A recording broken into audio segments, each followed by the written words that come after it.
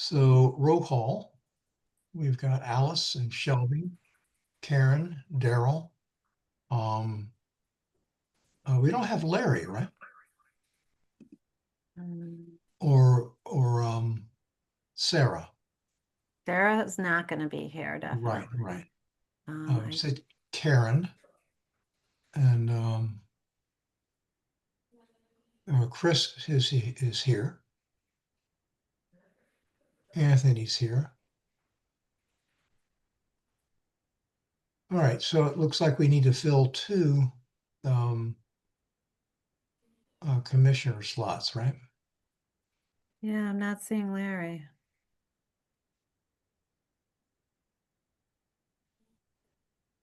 Yep, Larry and Sarah are not here, right. but Chris is here. All right. So why don't we elevate and let's elevate Anthony and And and Chris. okay.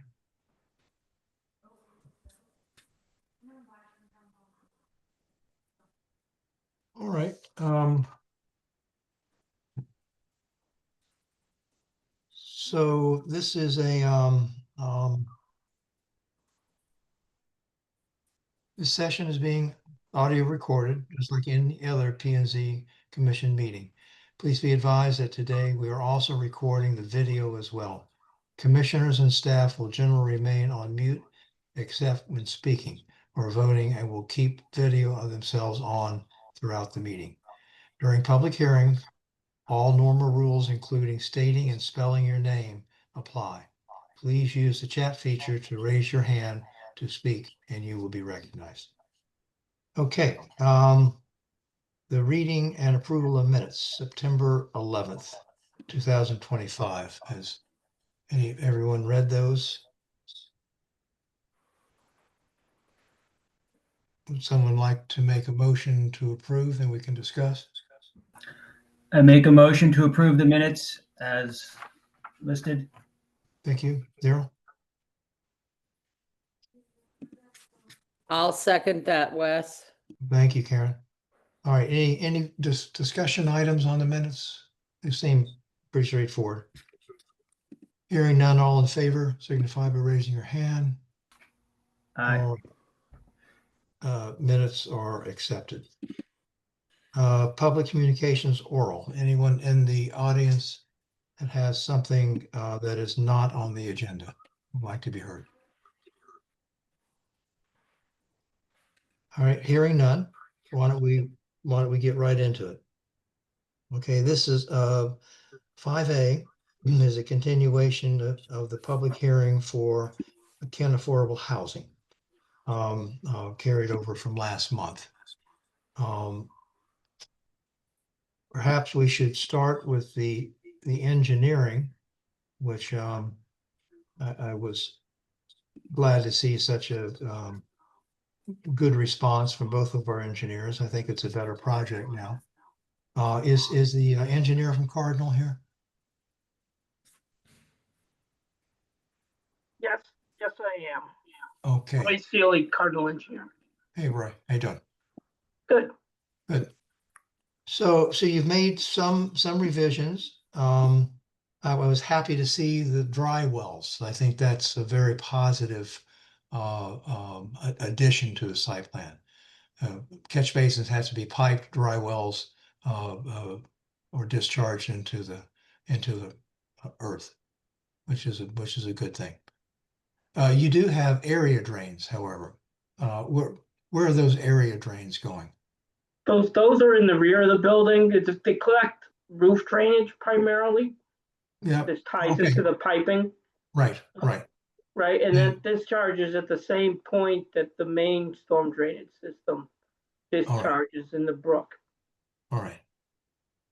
So you have it now that there is no discharge at all to the rear of the building onto town property. Is that fair? Well, Say? I can't say there isn't any, but yeah, the intent was to Yeah. collect as much of the runoff, especially the roof drainage, from the site, so it didn't go onto the park Sure. property. Sure, that's very important.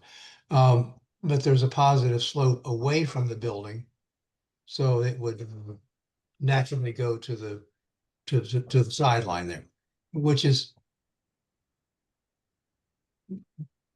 not far away. I'm sorry, somebody was at the door and knocking. Dog was barking. Okay. So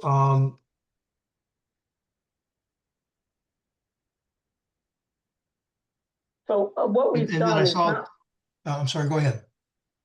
yeah, so what we did in response to the comments that we had received, we did some additional calculations.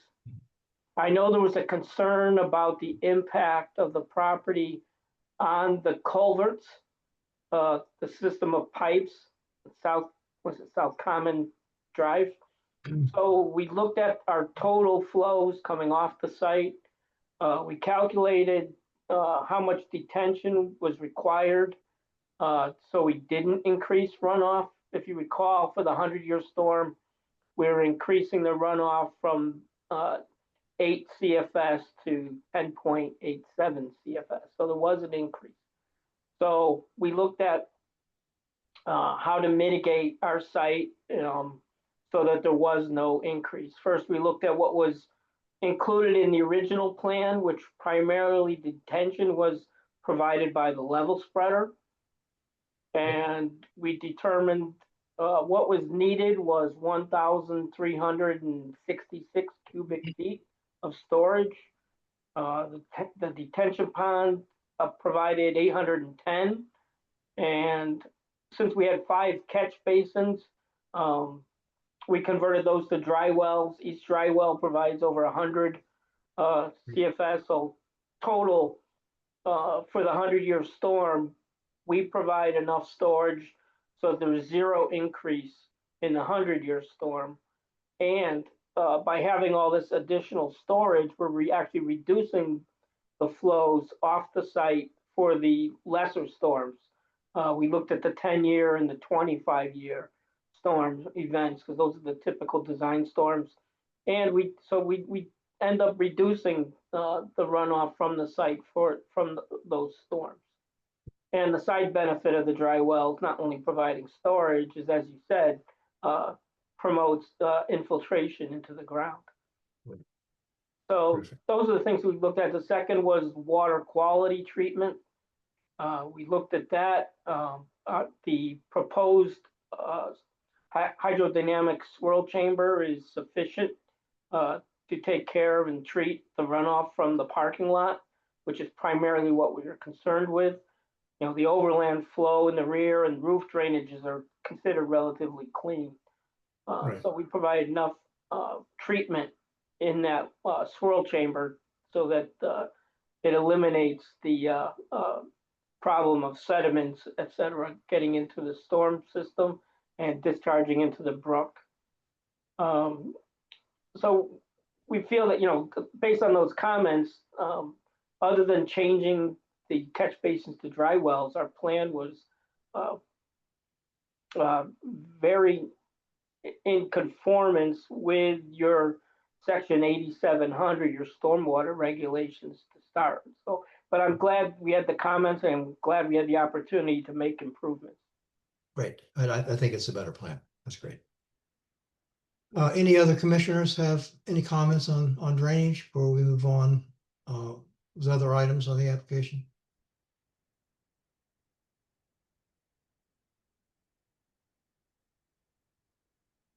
All right, so then I guess the other item was fire department. Is someone here from the fire department here to discuss what transpired? Or the applicant? Hi, Wes. Alan Gobble, Fire Chief. How are you? Apologize if it's a little dark. I'm outside of a meeting up in Falls Village that I have to attend as soon as this part is over. So we did discuss this further at the fire department regarding, having or requesting power, aerial tower access to that side of the structure. That's, the 30-foot, the taller side. And I actually wanted it, I brought it to our entire, membership meeting, had to put on our agenda. So you would have, seen that. And we did discuss it at Monday night's meeting, and it was overwhelmingly felt that the request stands, that we wanted planning and zoning. We realized we don't have the ultimate authority, as the department, but that we would request to planning and zoning that a restricted access, only large enough for a fire department aerial tower device, or a piece of apparatus, not the whole parking area that's already there. So that way, whatever the future should bring there, but to be able to have access to that for safety of firefighters, for rescue operations, and specifically, as I had mentioned last time, that this is a really nice building and has elevator, in it and so forth. So for people that, as was pointed out, do have some mobility concerns, the elevator is there, which is, very nice for them as residents of this, structure and going forward. So if there should be a need to evacuate and we couldn't use other means, then we would have the, aerial device to be able to do that. Okay. So I know you're waiting for a meeting, so let's go through this. So the front of the building is the high side. That's the 30 something. That's the 3-story building that you're referring to. That can be accessed by the tower, correct? No, the 20-foot side is the front where it's up on top. The 30-foot side is the side that faces the current tennis court, or the parks side of it. So that's the side that we are requesting to be able to have one dedicated area, so we can access the tower only in that area. The rest of the building, we could, due to placement of emergency vehicles, we could have the tower access that and get to that whole front side, as you're referencing, which is the 20-foot side. And then also we can reach to the sides. We will not have 360 access, to the whole building, but we understand that. And that's, pretty norm that, that doesn't always happen. Well, it is a tight site. Obviously it would be nice to have access to every building. I'm reminded of Kent School when they built the dormitory, that was an issue. I don't think that you got the access that you wanted, but it was also a sprinkler building, built 2-hour construction. The fact that this is 2-hour construction, does that weigh into your thinking? It's a very fire resistant building. It does, and me personally, into that as you're referencing and so forth, and something similar as you talk about with Kent School. So these are all very, good positives and pluses of the building. But we also, I look at this is that the Kent School building, was primarily for the dormitory, so you have the mobility as not as a potentially as high a concern. All right, versus what this building would have based on, what normally would be into this setup as compared to the other affordable housing units and so forth. All right. So do you Again, have just weighing this differently. You see what I'm saying, Wes? In other words, until something is rented or put in there, you don't know for sure what it is. But overall, this would have more of a in again, looking at this, the belief would be have a higher risk for the mobility access concern than the Kent School. because of why? The age? Because of age and because of the mobility of why specifically they're putting in the, what was referenced by the affordable housing is that for people that do have the mobility, maybe challenges or concerns, that's part of the reason why they referenced that they're putting in the elevator, which again is completely supportive, of that. I can tell you firsthand, going to the existing 2 stories there, with the ambulance and trying to maneuver the stairs and so forth with stretchers and so forth. So having an elevator, does help that significantly. And so what I'm now trying to relay to you is that if that elevator is not accessible or not usable, then again, looking for how to safely make it safer to maneuver or move someone out. That's the huge benefit of having a aerial tower device. Well, sure. I mean, it would be nice to have aerial access to every building in town, but you don't have that. Yeah. Correct. Yeah. And now that this is at the beginning, at the design, as it goes forward, and where the town has, recognized what you just said. So that's part of the reason why that we have the aerial device. And remember, this was done because of a town consultant that said, yes, you do need this for your town. So I feel it's important that as we move forward, that be taken into account when planning and zoning is making these decisions. Right. All right. Does any other commissioner have any questions for Alan?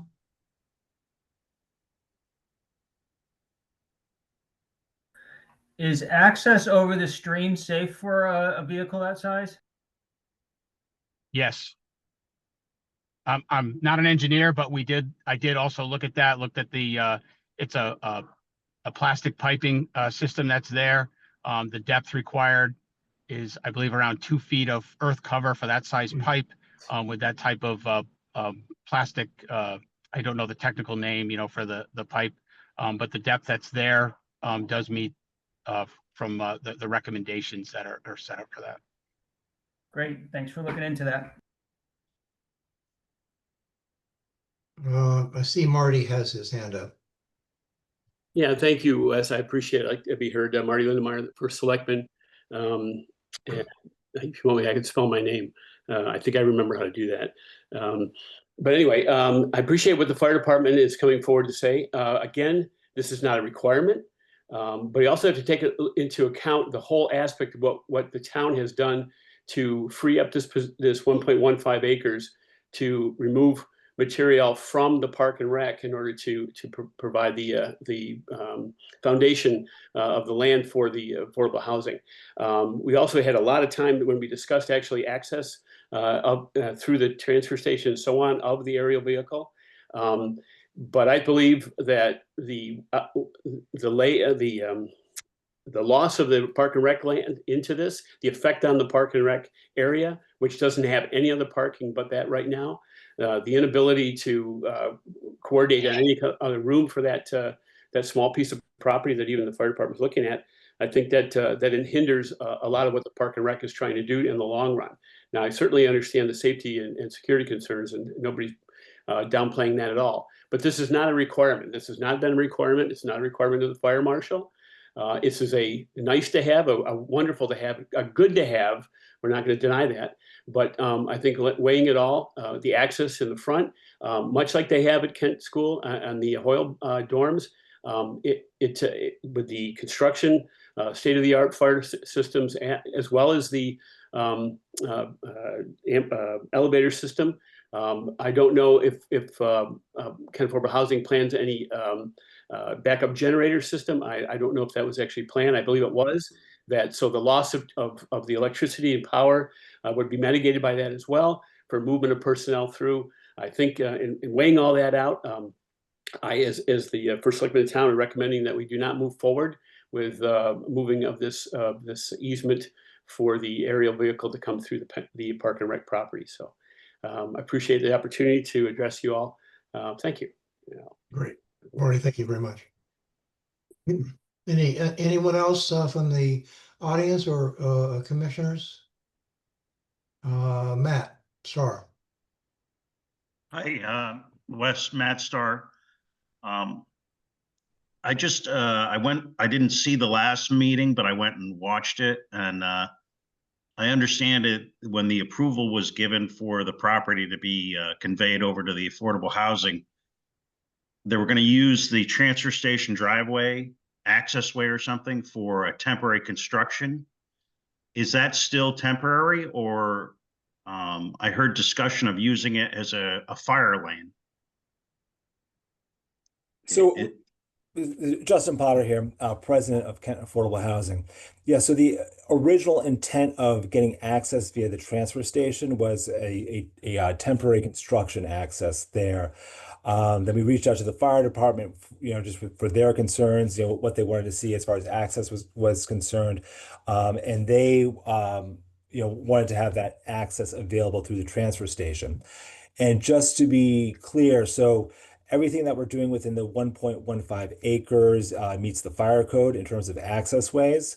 And so that access out through the transfer station that we discussed, I think it was in January with Marty and Gary Hawk and Roy and Paul were there as well. So that access to the transfer station would not be maintained to fire code standards, but it would be available to the fire department as needed. So that will not be a fire lane. It will not be maintained as a fire lane, which needs to be 20 feet wide and kept clear at all times. It'll not be maintained that way, but it will be. We're not going to block it off. It's going to stay available for if the need arises and the fire department wants to pull trucks through there. Okay, thank you.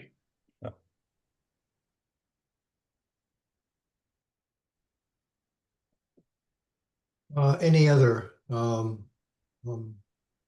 testimony here? So, and Justin Potter, president of Kent Affordable Housing. So just the access outside of the 1.15 acres. So the original agreement we reached, with the Parks and Rec, with Public Works, it was focused on that 1.15 acres. I'm concerned that as sort of our sphere of influence expands beyond that 1.15 acres, we sort of potentially get into thin ice there.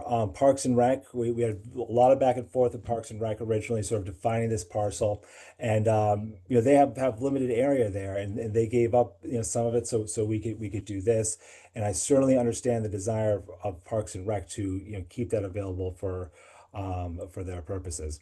And again, what we've proposed within the 1.15 acres meets the current state fire code. And so that should be sufficient, but there's things that would be nice for the fire department. Right.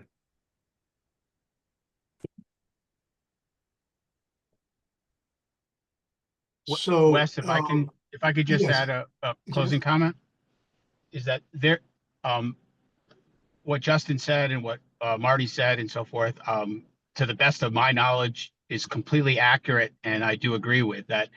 They are, meeting, codes, at this point in the juncture where things are, and as was referenced, the access way for construction, and then leaving it, probably, I believe the discussion was to have it, gated, so that way it's not used, commonly, but fire department would have access just like we do to other, areas and so forth. Again, a big benefit for the safety, and potential fire suppression and so forth all the way, and very appreciative, of that in the interest of public safety. So this access on this side, just to make it clear, I hope I made it clear before, it's not, to my knowledge, not a requirement by, code, as was referenced. So again, I'm supporting that, but we're making this clear for the not just a benefit or a plus, but we're making this as a suggestion, to planning and zoning to consider, as you always have, and I'm very appreciative of that in my term as chief in town, of things that would, be a benefit. You have to weigh all of that. I do completely understand that, and I think our members do, clearly, in that. And it's not all on the same parcel of property. I get that. As it is, like maybe a little different than Kent School, as you referenced earlier. So we're just pointing this out as a safety concern, for those areas, like we talked about. And then, I personally will respect, your decision as a commissioner, what you decide, to balance everything. Great. Thank you, Alan, very much. Thank you. You will need to weigh the pluses and minuses as a commission ourselves. Yeah. Okay. Lynn Worthington, I see you had your hand up. Thanks, Wes. I'm very supportive of the fire department. I was a 21-year member. I understand they're trying to make sure they have the best safety access, but I have real concerns about taking away land from Kent Common Park. There's so little land there that I just urge the Planning and Zoning Commission to be very careful about what they approve here. Because, and I'm not really sure that from my conversations with the director, I'm not sure that this latest proposal was actually presented to Park and Recreation Commission. So I'd like to know if it was, and if the commission had a reaction before you guys make a decision. Be nice to know. Thank you. Thank you, Lynn. Matt Bussey. Yep. Hi, Matt Bussey, Parks and Recreation Director for the Town of Kent. There I we do go. want to jump off of what Lynn just said, and that this plan has not been proposed to the commission nor the department. And I've talked with Justin a little bit prior to the meeting, September 11th, and unfortunately I couldn't attend. I was hosting a concert here in town. But based on our conversation, there would be no set forth proposal for access through the parking lot through Kent Commons, since it is such a limited area. We're looking at eliminating between a quarter to half of our parking spaces in Kent Commons in order to accommodate for the fire truck to come through and to have this reserved access. And also, this plan has not been proposed to the commission nor the department, and the commission by ordinance does oversee the park and does oversee what happens with the park and the land. So this would create a little bit of strife, and as I do respect the fire department, but I do feel a little disrespected right now. And I know the commission would feel disrespected if this plan were to go forth without any consideration, consultation from the commissioner department. Perfect. Matt, thank you very much. All right, any other commissioners? I'd like to talk on this. Well, Justin, I think that we've pretty thoroughly gone through the project, and I think we have a good understanding of it.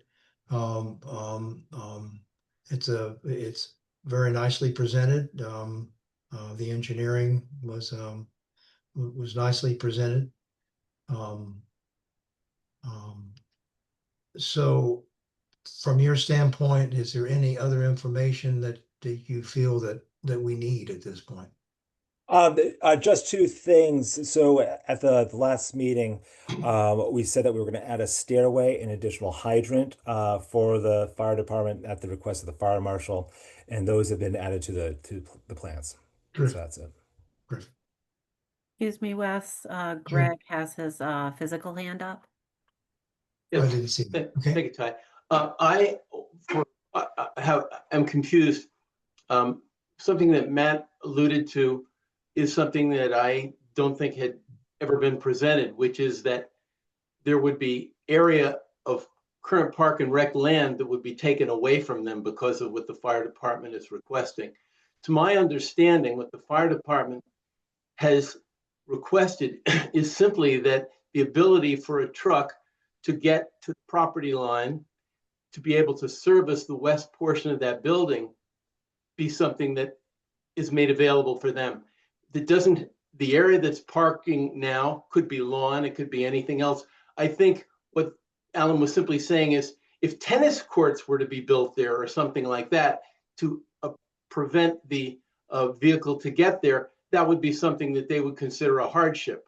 Matt was alluded to the fact that some land would be taken away from the parking from Kent Commons. I don't think that's ever been proposed in any scenario.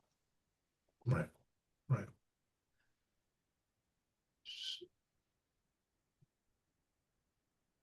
Terrific. Thank you for that testimony. All right. Commissioners, is there any other things that you think that we might need looking to close the public hearing? Have all the concerns from this paperwork from our engineer, the town's engineer, were they all taken care of?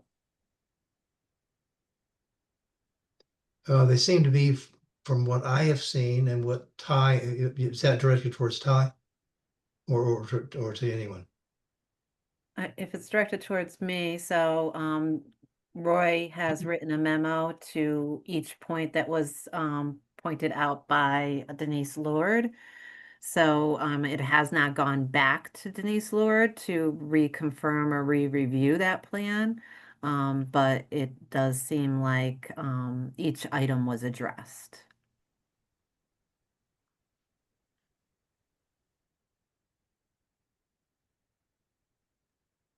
Anyone else?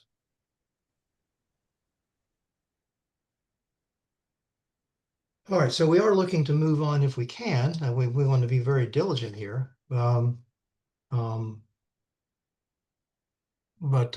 if we can move on and then go into discussion after the closing of the public hearing, I think that would be a good thing.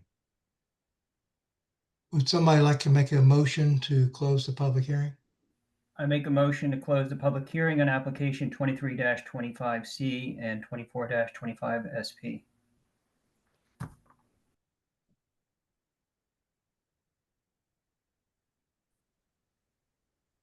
Is there a second? I'll second. Yeah, thank you, Chris. Great. Any further discussion from a commission or from the public? All right, so hearing none, all in favor of closing the public hearing signify by raising your hand. All right, motion is carried. Thank you. All right, so let's move on into deliberations on this.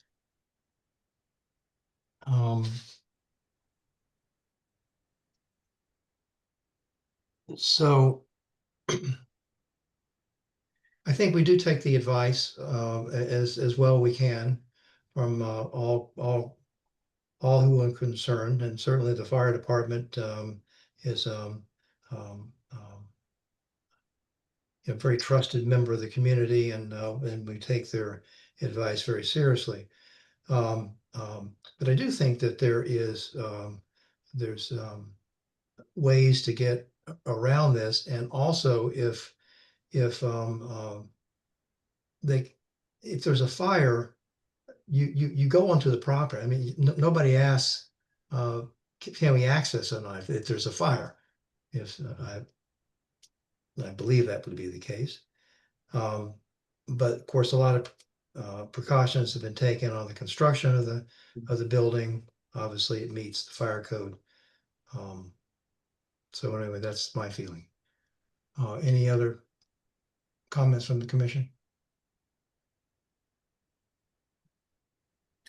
Well, my big concern from the last meeting was the drainage calculations, and now that there's no net increase, I think that Kent Affordable Housing has done what they can. So I think that the changes that were made are adequate. Obviously, there is still an issue down at the entrance and at Route 7, but that is not under their control and needs to be addressed at a certain point by the town. But the engineering drainage, I'm satisfied with.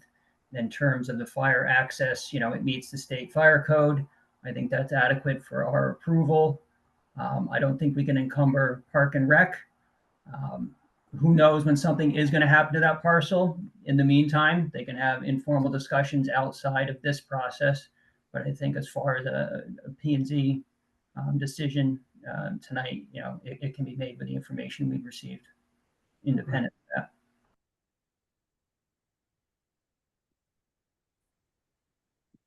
So Karen, how do you feel about this? Well, I pretty much agree with what Daryl just said. I think that they have satisfied us with a number of the concerns that we reviewed at the last meeting.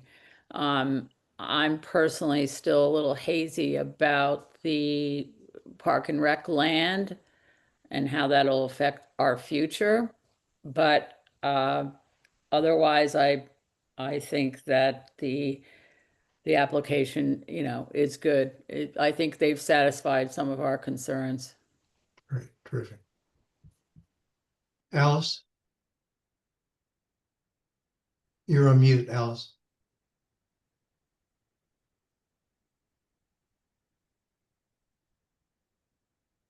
I would agree with Daryl and Karen that at this point, there doesn't seem to be a real threat to Park and Rec that I can hear that, of course, what?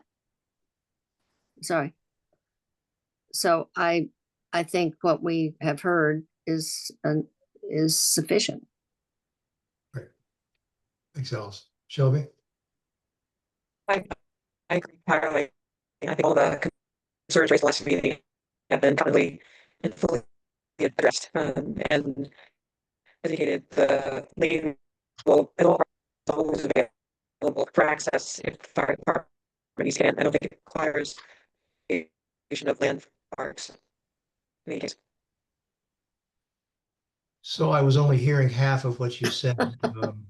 Your transmission is not good. So do I take it from that you don't see any major concern? I think we addressed all the concerns, and I don't see a concern about taking land from the parks because the land is subject to being open to allow for access in this. Right. Okay.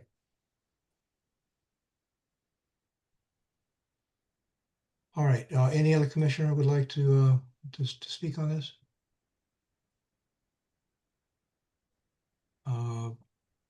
Chris?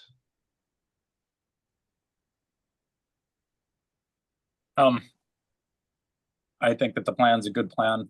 I just don't think that we should infringe anything onto Parks and Recs. I think that that's a tiny little piece that they have.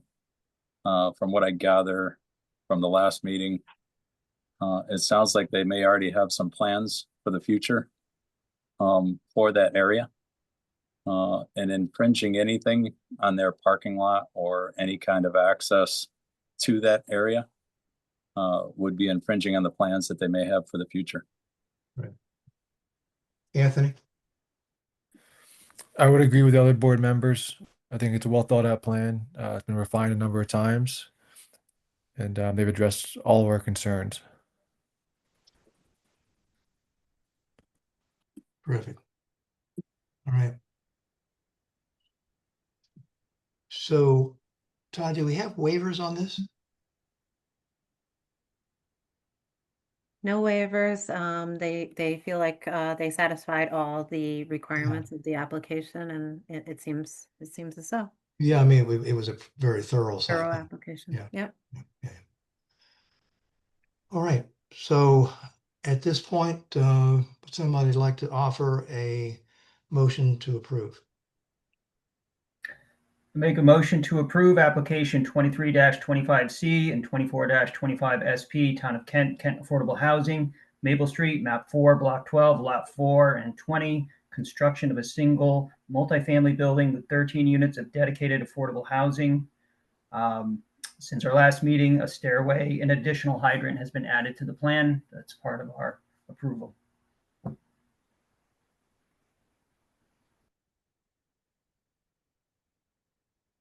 Here, second. I second. Thanks, Shelby. All right. So is there any further discussion?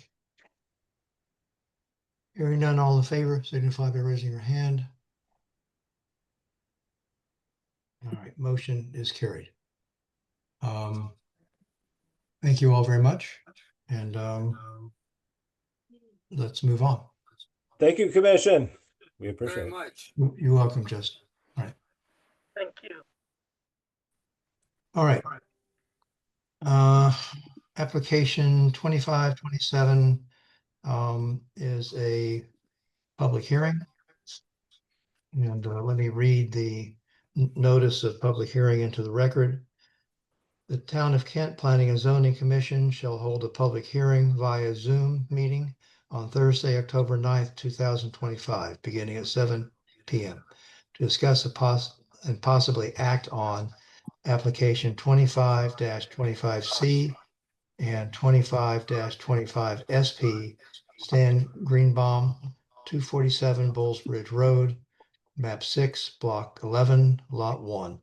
Change of use from a mixed residential commercial with retail to mixed residential commercial with retail and parking for more than one commercial vehicle. Any corresponding documents shall be attached to the agenda, which can be found on the town's website. At this hearing, persons may participate and be heard. Zoom meeting number can be located on the official agenda and will be filed on the town's Kent's website a minimum of 48 hours prior to the official Zoom meeting. Signed, Wesley Wire, Chairman. Okay. I think Stan is out of the country, but is there someone here to present this? Yes, Doug DeVesta. I'm the engineer for Stan. How are you, Doug? Good. So just a little background, as you mentioned, the property is at 247 Bullsbridge Road. It's on the corner. It's a corner lot on the southeast side of Bullsbridge Road, adjacent to Route 7. It's a 2-acre site. There's an existing 2-family residence on the property. Let me pull up the drawing here so you can. I'll share my screen. Share. Okay, so you'll see on the screen here is the site plan that we prepared. Yikes. A little bigger. Can you see that okay or not? Okay, it's better. Okay, go a little bigger. There we go. Yeah. It's actually my CAD drawing, so it's easy for me to move around on if I have to. So, there's an existing residence located here where my cursor is. There is an existing accessory barn on the property as well. This is Bullsbridge on the bottom of the sheet and Route 7 on the right side of the sheet. There's an existing parking lot, a gravel parking lot on the right-hand side of the sheet here on the west side of the property, and Bullsbridge Inn is to the south of us. Right. This property is located in the business hamlet district of Kent, and this district was supportive of an appropriate sized business using and to meet the needs of the residents and visitors within the maintaining and enhancing the character of Kent. So the proposal is to change the mix use, to make it from a mixed use of residential commercial with retail to mixed residential commercial with retail and parking of more than one commercial vehicle. The existing barn will stay commercial, and that will be used for supplies. We're here for a special permit for the approval of the commission for section 4234.4, parking of more than one commercial vehicle on the property. Because it's a change of use, we had to go to the Torrington Area Health for a B100A septic system. The existing septic system, as you can see, is dash lines under the existing parking lot. We did some test holes. Excuse me for a second. There is also a small septic system for the barn for one bathroom located behind the south side of the barn. We did a series of test holes with the health department, and we determined a code complying area B100A compliance system is located in the southeast corner of the property. It was approved by the health district and by the state health department. The reason for the state health department approval was because it's a central septic system, because each structure has its own septic system, and we're doing a B100A, combine the two buildings into one septic system. So the state health department approved that as well. So what we're proposing to do is there's going to look and have a U-Haul rental business take place on this property. The owner of the business resides in the existing house. They would park the trucks in the existing parking lot area, which is along the west side of the property adjacent to Route 7. And the operation of the business consists of U-Haul provides the trucks. The trucks are owned by U-Haul. So the owner of the business does not own the trucks. They basically lease them out from the U-Haul company. The number of trucks will be based on the location and the size and the demand of the vehicles for this area. The customer will go online, will do research and determine what size vehicle they need, what kind of truck they need. They will pay online. And if they request any moving supplies, will be kept in the barn. The owner of the business will take the truck from the parking area and queue it up in front of the barn, load up the any supplies that they may want to rent or buy or rent. And then there's a lockbox where the vehicles will have, the truck will have the lockbox in there. The customer will have a code to enter the keypad to get into the lockbox, take the truck and do their moving, whatever they need to do, use it for, bring it back, park it there in front of the barn. The owner will now take the truck and put it back into the parking lot. And that's it. So really there's no customers except for coming in, grabbing the vehicles and taking them off site and then bringing them back on. That's really what we're looking for, is just it's a change of use to provide for a U-Haul business on this property. Really? If there's any questions, we'd like to answer them. Yeah, very straightforward. So one small thing, I noticed that there was a what was probably the original septic system, which is to the south of the building. There's an existing septic system. There's an existing septic system right here. Well, there, but it looked like there was another one behind that. Right here. And there's a small septic system behind the barn for half a bath that was in the barn at one point. Is that going to be abandoned? No, they're both being used. They're both there. This is just a septic area. It's a paper exercise as part of the state health code that we need to demonstrate a B100A or a code complying septic system. That's what we did here. So there's no installation of a septic system at all. The septic system are functioning. We had that as part of the approval from the state health department. We had to evaluate the existing septic system. It was evaluated. Some of the D boxes, some pipes were kind of crushed, and the boxes were deteriorating. Stan went out and replaced all 5 distribution boxes and piping between the distribution boxes, and to bring them up to code and just to make sure they're sound. So will you have to replace the piping in the fields? No, just the piping between the septic tank to the D boxes with these little squares here, and the pipes between the fields. And the fields were not checked, were not changed at all, not touched. So this has been approved for the weight of parking? Correct. Okay. Is there any screening surrounding the trucks in the front? Repeat yourself, please. Is there any screening around the trucks?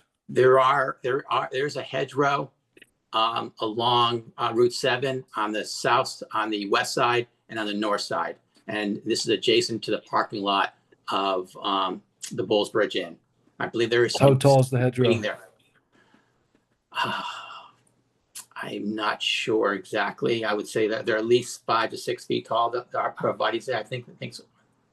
Evergreens in that area. And how tall are the trucks? I would say probably the tallest one would probably be about 8 feet or so, 9 feet. I don't know exact measurements of it, but I would imagine they're, a standard, like something like a cargo van. So they're probably 6 feet, a little over 6 feet, 6.5 feet or so. And is that the 26-foot the space, or is that the size of the truck? That's the size of the truck. That's the largest truck. We're just demonstrating that we can provide trucks of that size in this parking area. Again, it's going to depend on the demand. U-Haul will look at the demand and say, the 26-foot truck does never get used. They may go back down to the small 10-footer or the cargo trucks and things like that. So the 26-foot truck, that'll be by what, 10, 12 feet high? Not 12. I wouldn't say 12. No, it's probably 9 to 10 feet, maybe. Yeah. I don't know the exact height of them. I don't think I have anything here on them. But there is established planting along that property line, of both property lines. That's correct. The height of the 26-foot truck, I have it here, is at 8 foot 3 inches. There you go. The cargo van is that's the height. That doesn't make sense there. Length. It's about, I would say it's about 8 to 9 feet tall. Right. Do you have any pictures of the hedgerow? I don't think I do. No, I don't.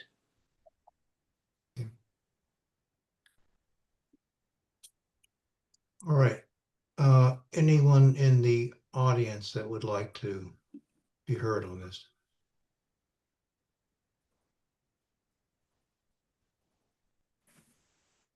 Okay. I just Googled a U-Haul 26-foot F650 moving truck is 12 feet tall. So twice the size of the hedgerow. Yes. Well, again, we're not sure exactly the height of that hedgerow. You're correct. And I don't. Have you thought about putting the trucks anywhere else in the property in the back? I know there's lawn back there. Have you thought about modifying the lawn? So the building access screening as well? I was talking Well, about behind the, I mean, the we've two-family dwelling. well, we're parking in an existing parking lot. That's the whole point of this. That's the whole point there. It's also the most prominent part of the property, though. I mean, the screening doesn't seem like it's adequate to screen the trucks. Let's see if I can. Oops. I'm trying to think. I think I have pictures or not. I think Stan sent me some pictures. Where would they be? You just bear with him a second here.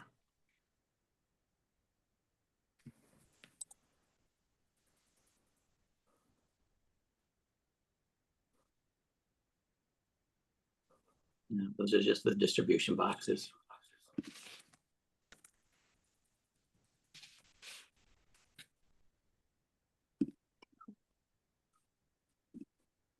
No, you can't see them. No. Okay. I thought there would be. You can see the pictures there. No. Okay. From a Google Street View, it looks like they're only about 3 feet tall, 3 to 4 Wow. maybe. I'm sorry. I'm sorry I didn't take any pictures of that area, and I didn't really measure them. Didn't really think about that at the point. So, but that's something we can look into.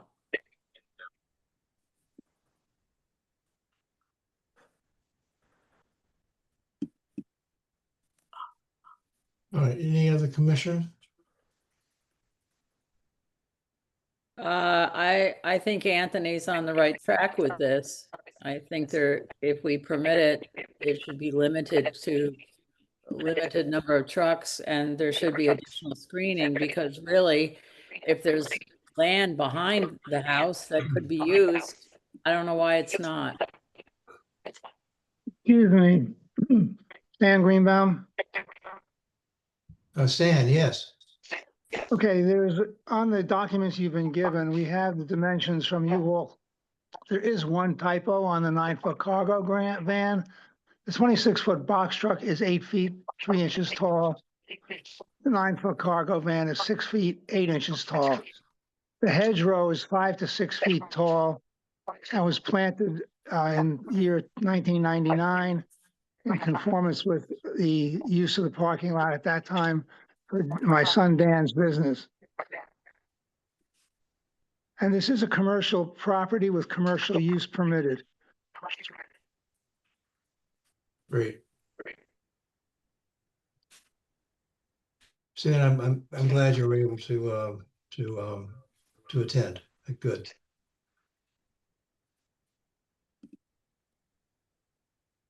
This is the only parking lot. This is the only parking lot in the business district that has any screening whatsoever. So this is of note an existing parking lot. Correct. And you're not expanding it, you're not doing anything with it. That's correct. Correct. And the number of vehicles that would be parked there would be based on the ability, what U-Haul feels is appropriate for the site, and the trucks will not be there. They'll be rented. Right. It's not a storage area. All right. Anyone else? It's in the business hamlet. There's other businesses located in fairly close proximity that have parking areas with vehicles displayed. So I don't think it's completely incompatible with what we envisioned for allowing a business hamlet and to have commercial uses. I think it's good that there's no additional lighting, there's no dumpster, there's no site alteration. And I think it's a good point that, in order for this to be a viable business, the vehicles are not going to be parked there all the time. Otherwise, they're not being used and it won't be viable for very long. So I don't have a lot of concern with it.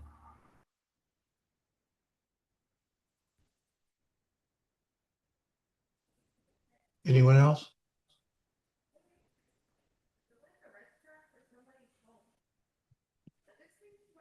So there are waivers on this. Is there any waiver that any of the commissioners saw that should be addressed that was not on this application?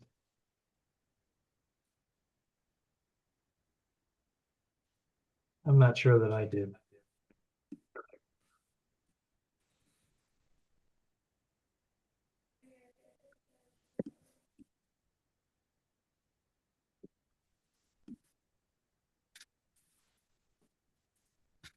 Okay, once again, anyone in the audience that would like to address this?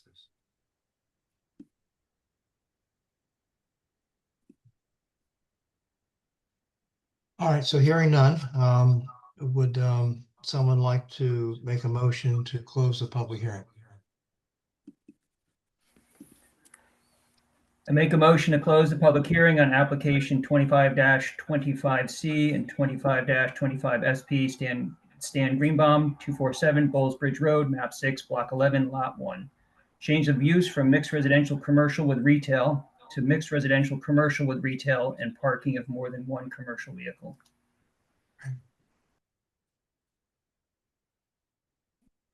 Second?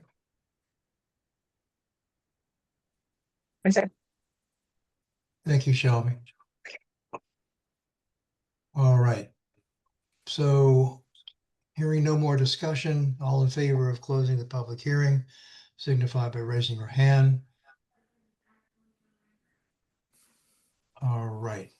So public hearing is closed at 7:57. All right, let's move on then to our discussions and deliberations. I mean, I think the fact that the parking lot is existing, there is an established, I mean, I recall, I drive by there all the time, there is a hedgerow. But they're not proposing a parking lot, it is a parking lot. So,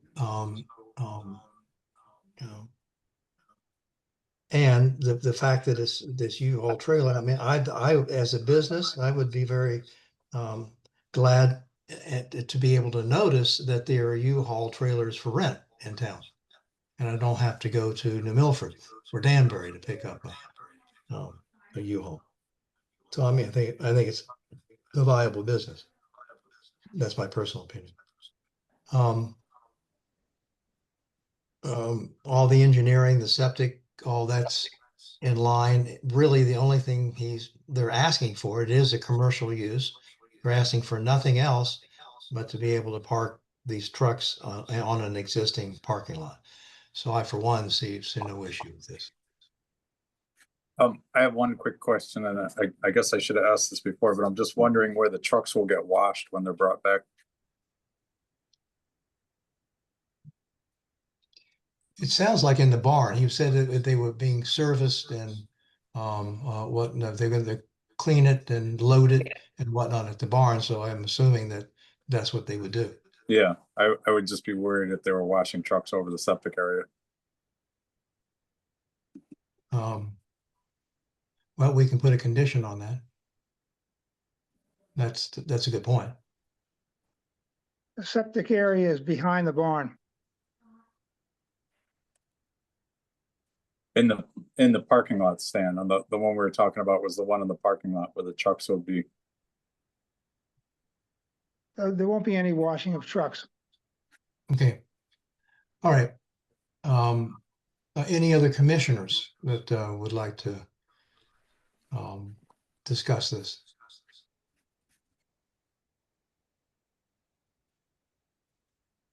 Karen, what do you think? No, I'm okay with it. I just think aesthetically it should be more hedgerow. If you think about it, when you come across Coles Bridge to go into Kent across 7, it's like the first thing you see. And also there are other residential neighbors. So I would just say, can we please make it conditioned on increased landscaping, hedging or whatever. And also, I don't mean to be difficult, but I'd like to know that there's a limit on how many trucks are actually going to be parked there. Well, I think testimony was 5. Okay, but you know, Well, that's their testimony. all So, right. I mean, do we make that part of the permit? well, we So- can, but it is their stated number in the application, but yes, we can do that, of course. So if I could just chime in on that, Mr. Greenbaum updated or amended his application and actually also got an approval from the health department to park as many trucks that would fit in that area. So a combination of whatever would fit in that parking lot. So initially, his initial application was 5 and he's amended it since, and that is in the file now. I think the parking lot could fit 14. Is that correct? That sounds right to It me. fit 14 cars, but not 14 trucks.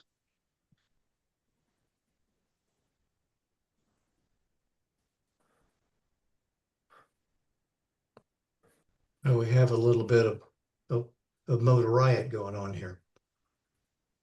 All right, so I mean, we can discuss limitations if the commission saw it that way. Alice, what do you think?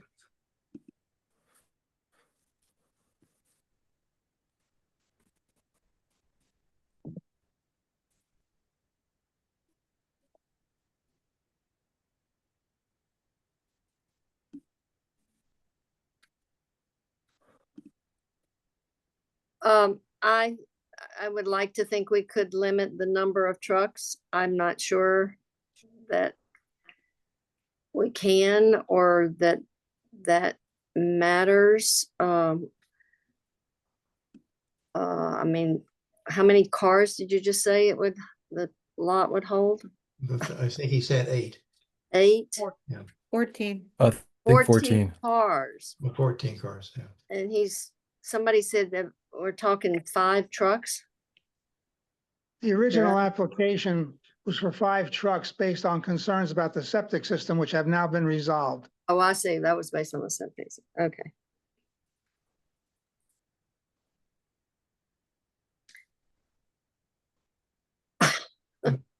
So, okay. Chris? Are they going to be doing any signage for the U-Haul? Has any permits been filed for signage? So there's one plan in the file that shows where the existing signposts for the previous business were. And he plans on putting, signage that is within obviously our regulations up on those posts that already exist in that spot in the site plan. I kind of feel like what Karen was saying, that it is the first thing you see when you drive into Kent across Bowles Bridge. So if there was some way we could keep from seeing 5 U-Haul trucks right there on Route 7, I get it. It's a business. They have the ability to have a business there. But the sightly, and I also like the fact that, that U-Haul would be right here, like Wes said, that would have the ability instead of having to drive somewhere. Those are really my only concerns.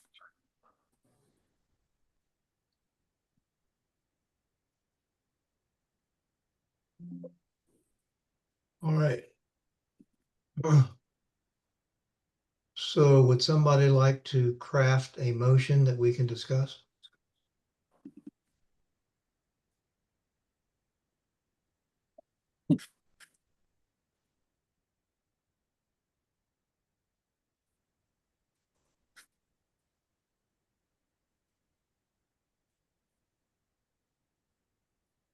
Dara, are you good at crafting?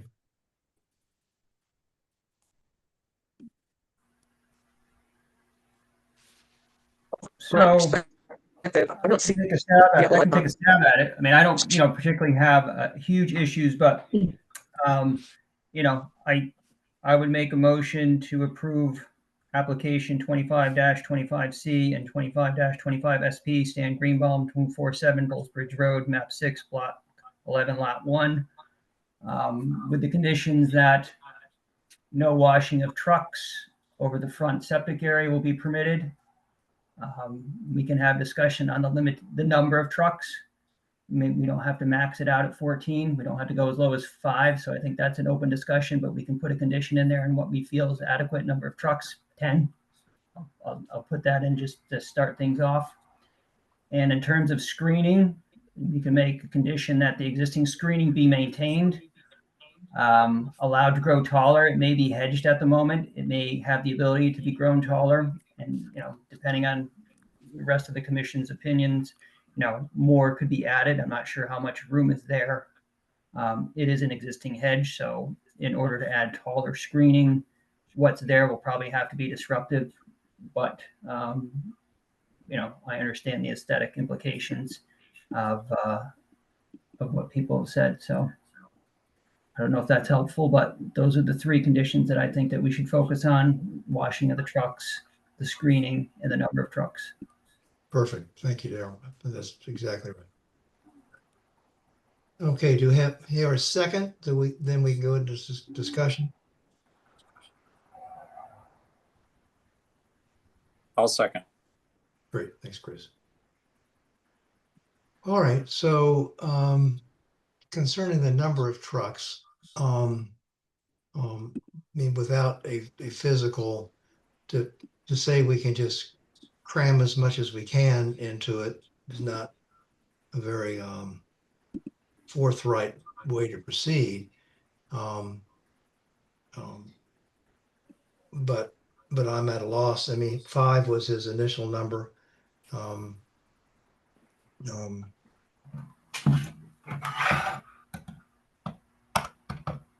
I just have no way of.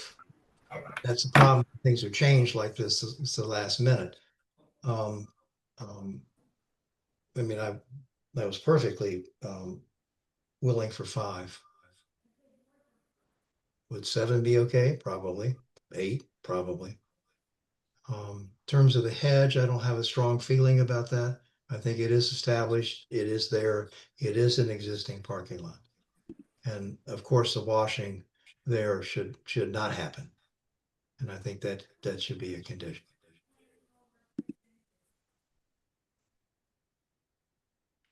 Wes, Anthony? are we assuming all the trucks are exactly the same truck? No, we're not. No, we're not. Okay. They're in different links. Yeah. Yeah, that's what It's almost impossible to. Right. Okay. Right.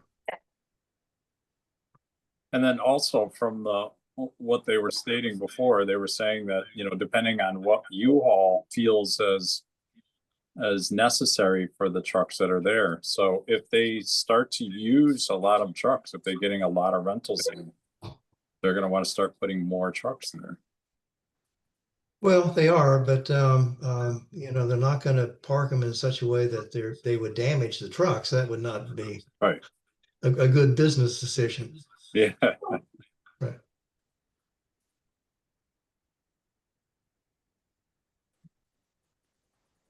And then on the you spoke on the hedge, right? How you felt on the hedgerow, Chris? Yeah, I like Daryl's idea. I mean, if it's being cut down now and it can grow and be allowed to grow tall, I think that's a good idea. If it's something that won't grow any taller, then maybe we should look into,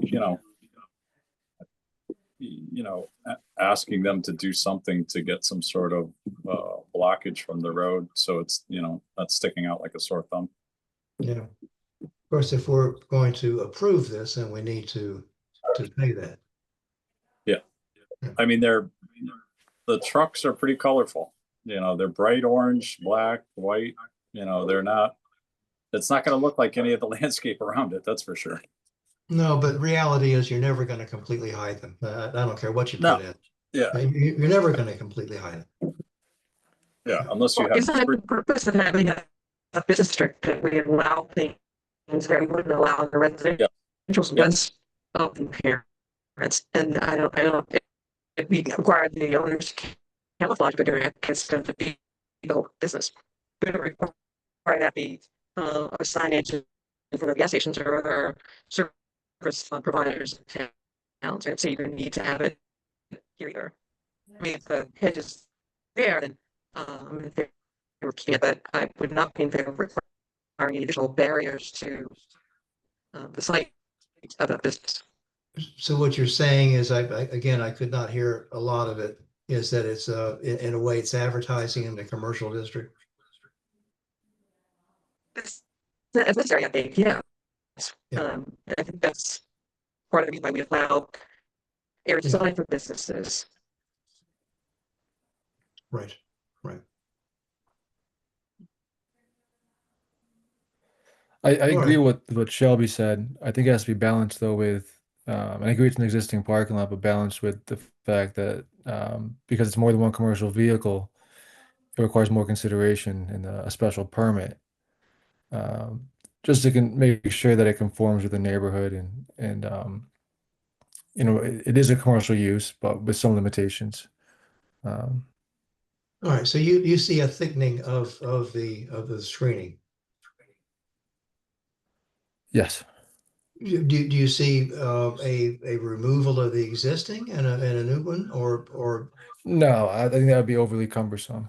right, right. Daryl, you have a lot of experience with this. What say you?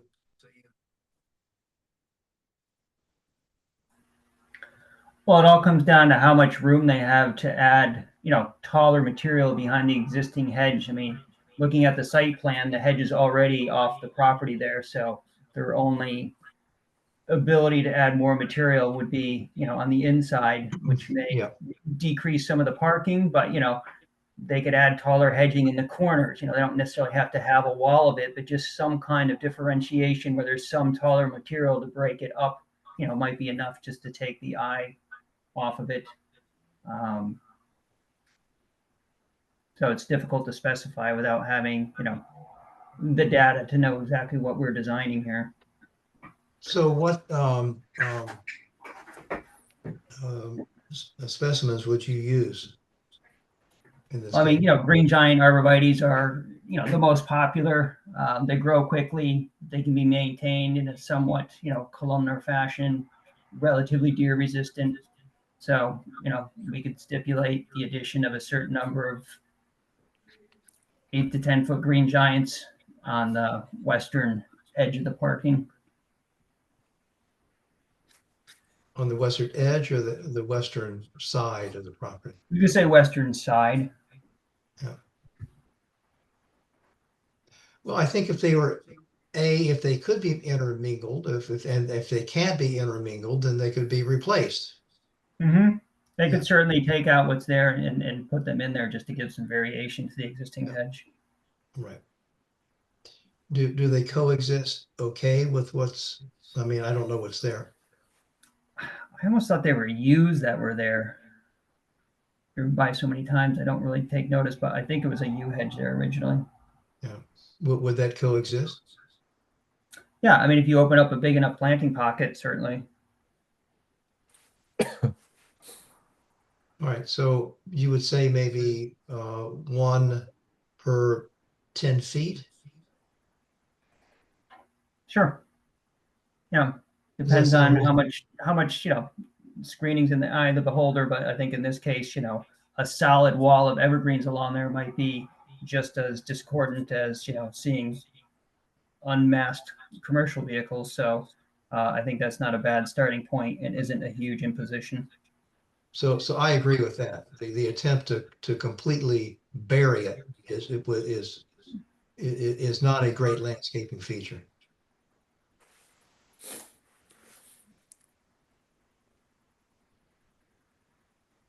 All right, so Daryl, you made the motion. The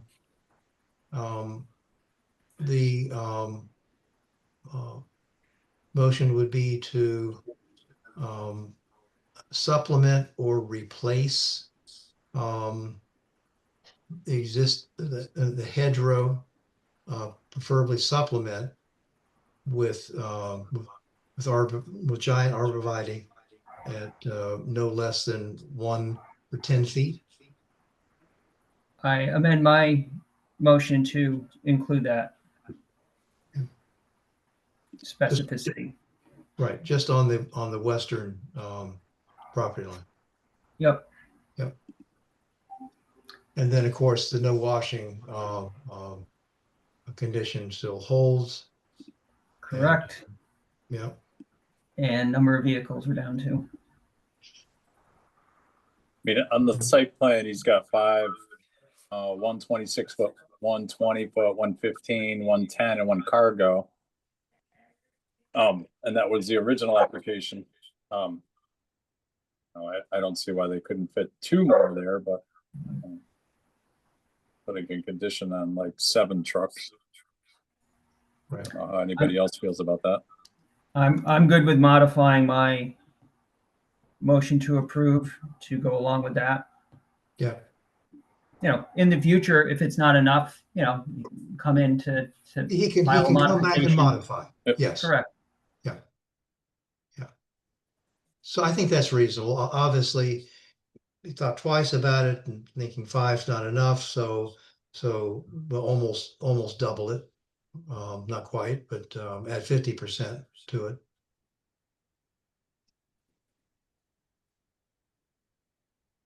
All right. Wes, Yeah. this is Alice. Is there any reason to bring up the lighting? Well, there is no lighting. Okay, just want to be sure. Yeah. There is no lighting. Although Ty, real quick, the regulation for signs, he can light the sign, is that correct? Yeah, I guess he could not couldn't be internally lit, but there could be lighting for the sign, but it would have to meet, you know, your dark sky friendly, you know, lighting regulations. So the lumens and whatnot would have to meet the regs.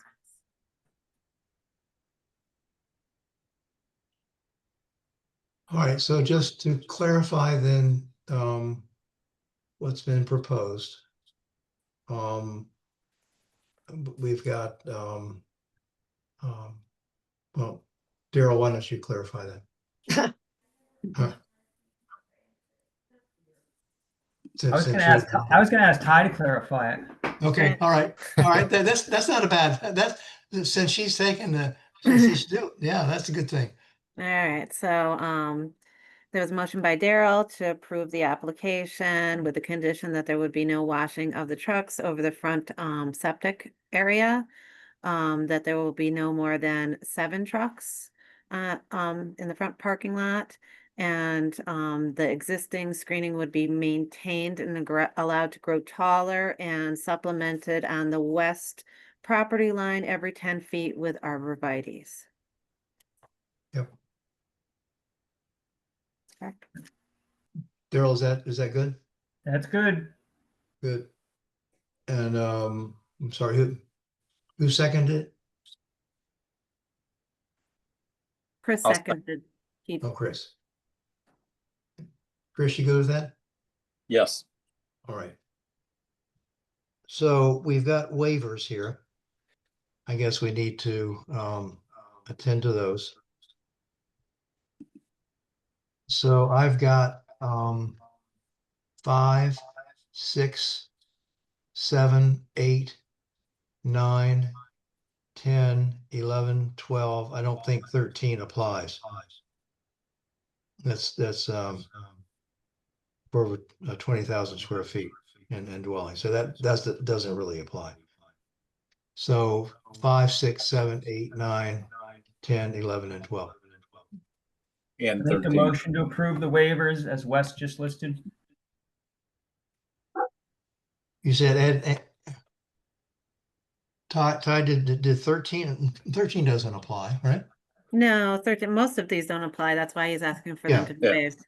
But just as a matter of order, I don't think you ever formally closed the other motion. So, I mean, you can combine the two together, I guess, the waivers and the other motion, but Oh, that's, you're starting another motion and I don't think you called the vote. we haven't called the vote. Do we need to call the vote before we do waivers? Well, you've just started another motion in the middle of a motion, so I did. Okay. yeah, so you can combine the two together, I would imagine. Or we could do it Also after, so. include the waivers. All right, so let's not complicate it. So, any further discussion on the motion to approve? Did we specify the size of the arborvitae's? And no, just that they're every 10 feet. And they will grow. Let's say starting size 8 feet or minimum 8 feet. Okay. Chris? Sounds good. Okay. Ty, you got that? Yep, got it. All right. All right, so all in favor signify by raising your hand for approval. All right, so motion carries. So now, a motion on the waivers. Someone would like to make that?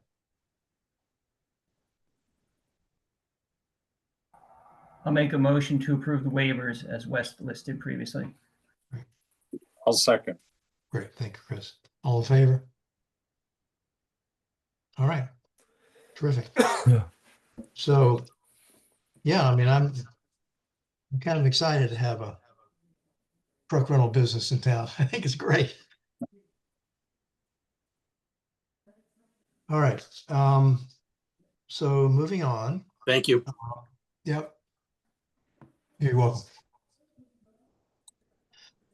All right, moving on to 6B. Now the first, the Lane Street application, I don't know if someone wants to speak to that, but really we need to set a public hearing for that before we can really act on anything. This is Wes,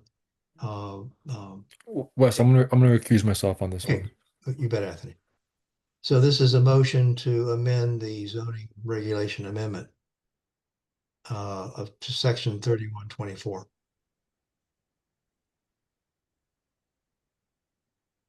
So I think with no further ado, we should make a motion to set a public hearing for this application for next month. And then we can address what he has. Do we hear that motion?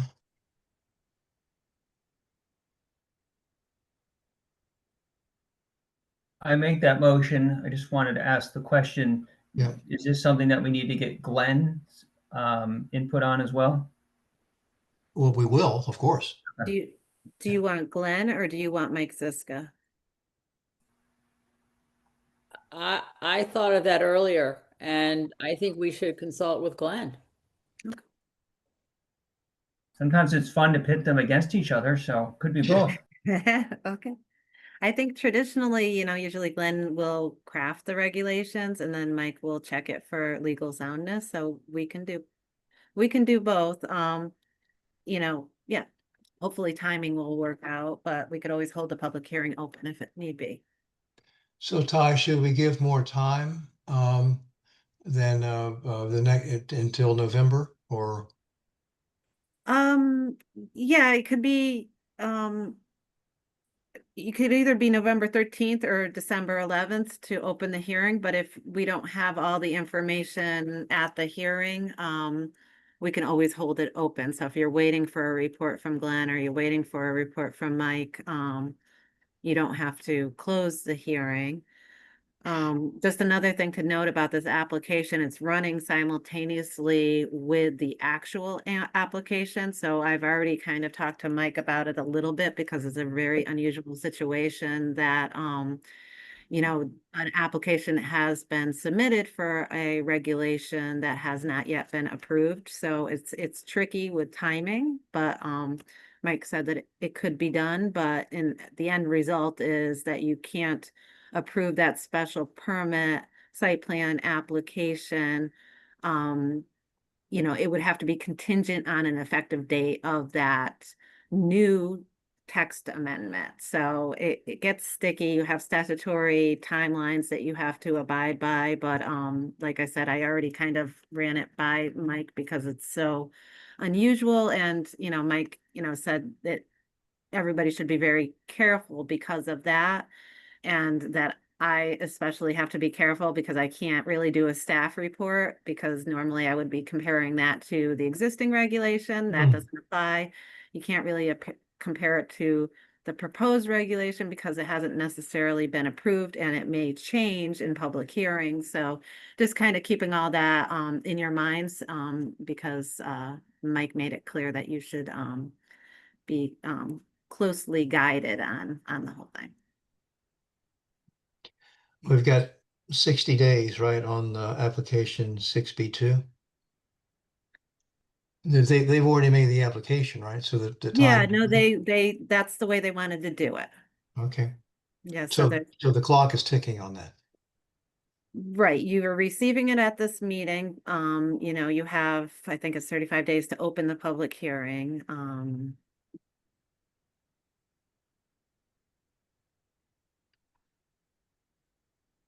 The public hearing on 6B1 or 6B2? The both of them. So Both. right now, not to complicate things any further, if you want to schedule it for November, you can, or December. And if we get to November and you don't have all the information you need from the consultants, then you could always hold that open. So it's your. So, but if I'm hearing you, because you're closely associated with this, it would be better to schedule it sooner than later. No, I'm not saying Okay. that. I think that's what the applicant would like. Well, sure. Yeah. Did Mike voice an opinion? I mean, this sounds like we should be very consultative with Yes. Mike on this about Yeah, every step that we do before we make that step. Yeah, that was kind of his opinion. He said, you know, it should be closely, he kind of put it on me. He said, you know, it is your job to make sure that this goes in the order it needs to be because it's tricky. But again, I'm not saying you can't schedule a public hearing for November 13th meeting. You absolutely can do that. You can also wait until December. You have that choice as well. Is there a lot of information that we need to receive on the zoning regulation amendment? Well, I mean, We have like to you said, write it, right? No, they've written it. Oh, they've written it. That's right. Yeah. They've written it, so you're gonna ask Glenn to review it. Okay. And, you know, you don't know what Glenn is gonna say. Right. I think that's a great idea, though, to have Glenn review it. And then, you know, once Glenn gets done with his review, you know, we would normally send it to Mike to make sure that he looks at it from a legal standpoint. Probably a month's time would be enough, right?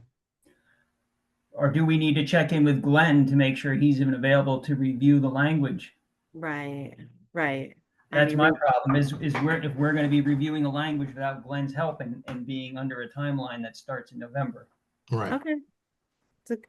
That's a good point. It would give a little bit of a cushion.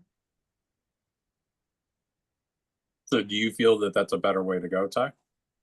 Yeah, so I mean, traditionally, you wouldn't even be able to hear this in November, but the fact that it only affects the village district, it's 500 feet from the because normally you would have to actually notice all the abutting town clerks and the COG. But because of the fact that this is in the village district, you don't have to because it's more than 500 feet away. So traditionally, like the cannabis regulation, it would take 2 months because you need that time to do it. So, the expectation normally wouldn't be that you would have to schedule it so quickly. So, but I know the applicant wants it quicker. So, I'm Well, just, all the applicants want things of going. course, of course.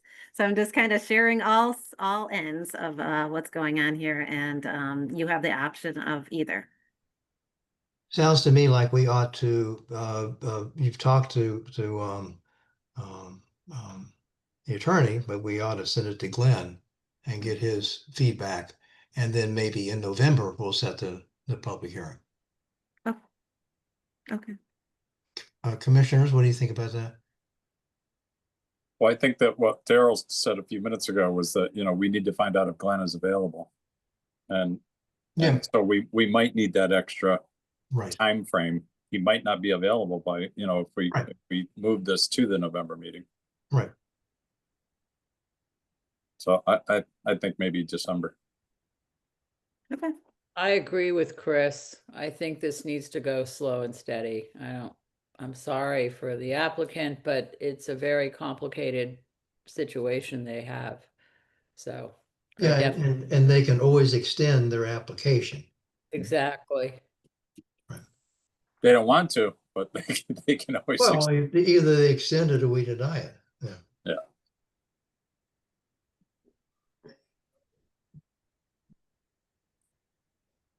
Okay, so that's a consensus. We don't need to vote now on this, but Ty, if you would start the wheels in motion with checking on Glenn. Absolutely. Yeah. So December 11th.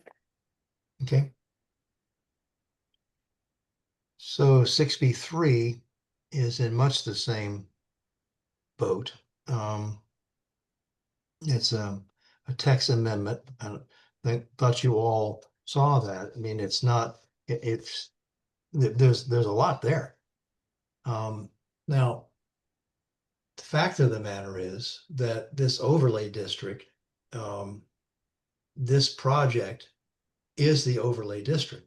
There is no other property in the overlay district but this project. Is that factual? That's correct. Oh, I see Jim. Yeah. Yep. Miss Commissioner, yes, so this is the only I project. Mean, so I mean zoning, okay, yes, it's there, but we're basically setting up for this project. But that's right. Yeah. Yeah, these amendments are intended to permit us to go forward with the site plan that we showed you at the last time we appeared before the commission. You extended the overlay district from the original 8 acres to all 12.7 acres that we own. Right. And we're now coming back to you for 7 amendments to the regulations to the overlay district that would permit us to build the site plan that you haven't yet approved, but it would allow us to come back to you for approval of that site plan if these amendments were made.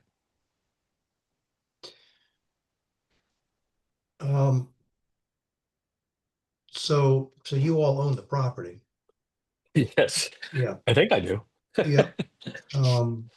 So the only exposure I suppose that we have, if we amended the regulations to suit your proposal and you didn't do the proposal, we still have the zoning, amendments. I guess that's mean, right. I mean, that's from our stand, that's our exposure. Yes, sir. Yeah. Right. Maybe I have with me tonight Jeremy Lake from Union Architects and Stephen Wong from 20 Properties, and I think Dinas Verdikas from Artel Engineering, the team that I've assembled to try to pull this off.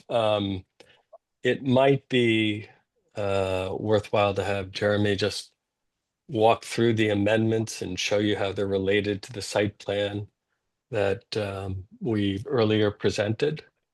So you can see that they're kind of tailored to that plan. Right, but if we're going to change the amendments, then we would have to set that up as a public hearing. Oh, absolutely. No, this is, as I understand it from Ty, this is just walking you through the proposed amendments, and then there's apparently a long process of consultation and ultimately a public hearing in which you solicit comments from the public before you would approve the amendment. All right. So does the commission think that would be helpful? Because we're going to hear exactly the same from them next month. I mean, I wouldn't mind a quick run through, just getting, sort of the biggest impacts, just to try to start thinking about it. I think it's well laid out. I've read through it, but as long as, the people that can voice the specialty needed to let us know what to get started on, I wouldn't mind hearing just a quick overview. All right. Everyone else concur? Well, I concur on that, but wouldn't we also pass this along to Glenn? Probably. I mean, when we get into it, Yeah, Chris, I don't want to, Ty, I'm only going to repeat what I've heard from Ty, which is that that the fire department, the emergency medical services, the Department of Transportation, all will have an opportunity to give you their input. Yeah, so that's in relation to when you submit your site plan special permit application. I see. So for just the text amendment, what the commissioners are referencing is the planner that they use, who usually writes the regulations and was actually instrumental in writing, I believe, the overlay. He was a big part of that study. So again, I think that they have, that's probably a good idea because he's very familiar with, so. Sounds right.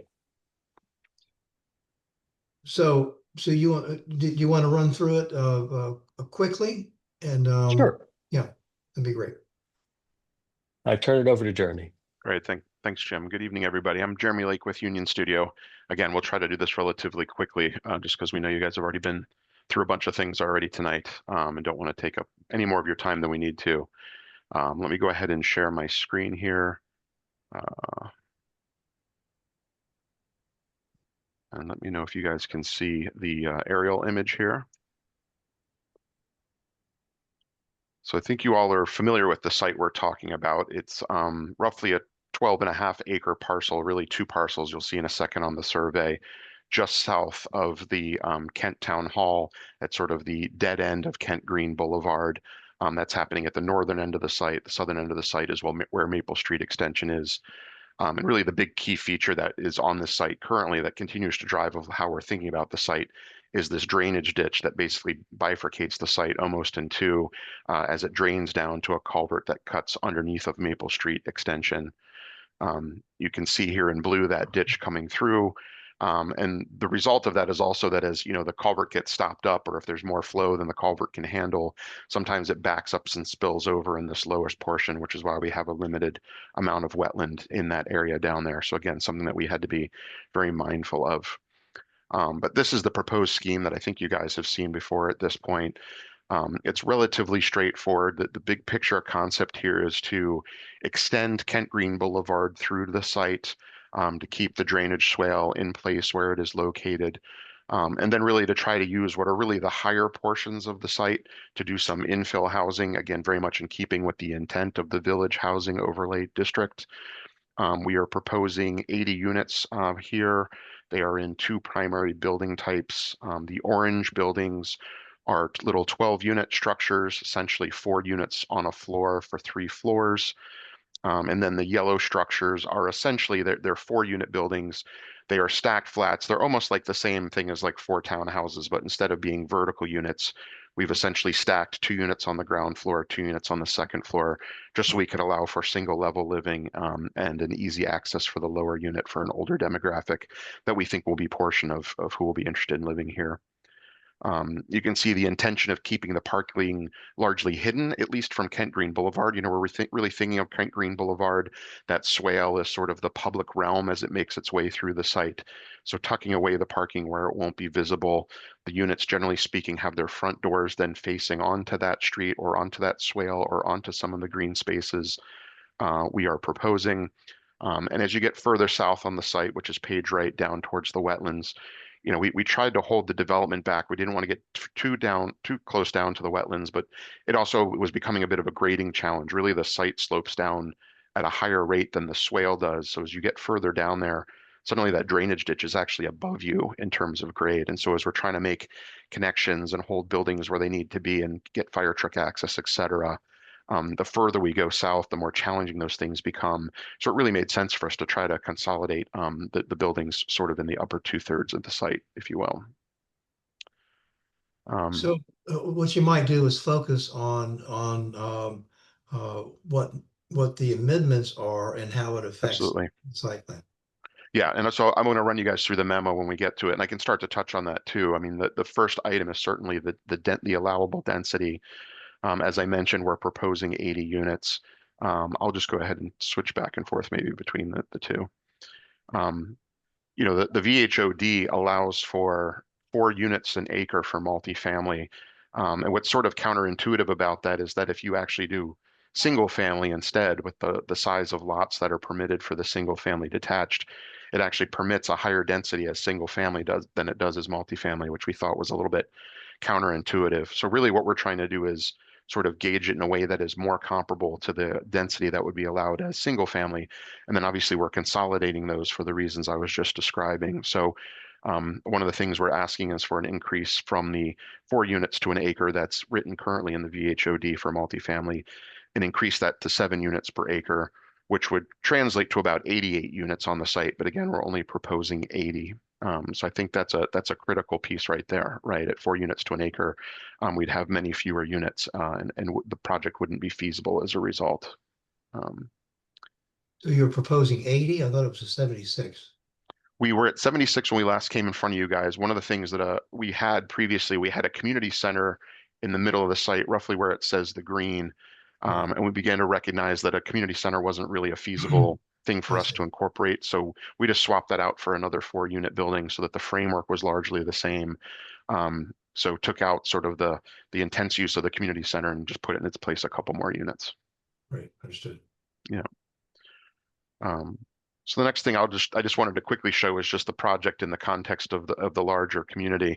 And all we were really trying to show here was the connections that it made through the fact that the building types that we're proposing are very much in keeping with the sort of smaller scale incremental fabric that you already find in Kent. There's certainly other projects that have townhouses, condos that are buildings of comparable sizes. But again, the proposal here isn't one single large 80 unit building. It really is breaking down the scale of the development into something that will feel very village increment like the rest of Kent.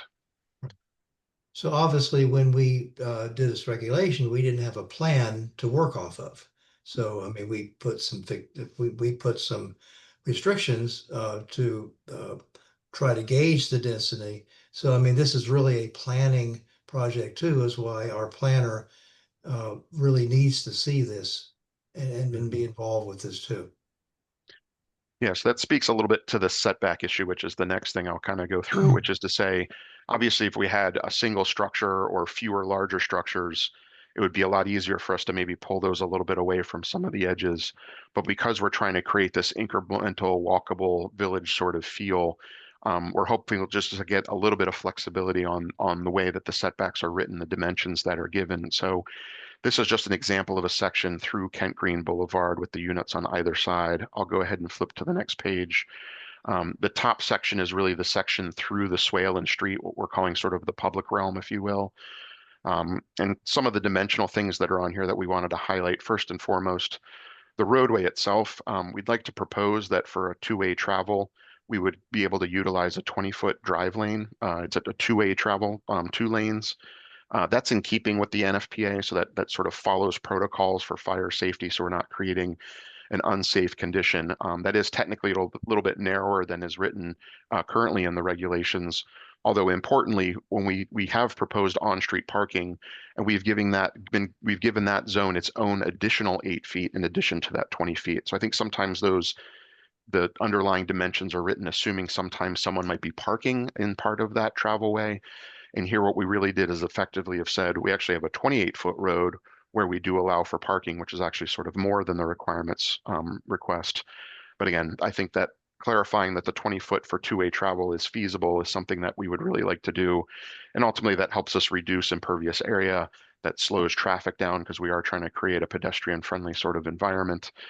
There's a number of benefits to not overdoing that. You want to make sure you have a roadway that is safe and convenient, but also, won't cause other challenges or conflicts. The other thing I'll highlight here is that once you get off the street, we have a 6-foot tree strip and then a 5-foot sidewalk.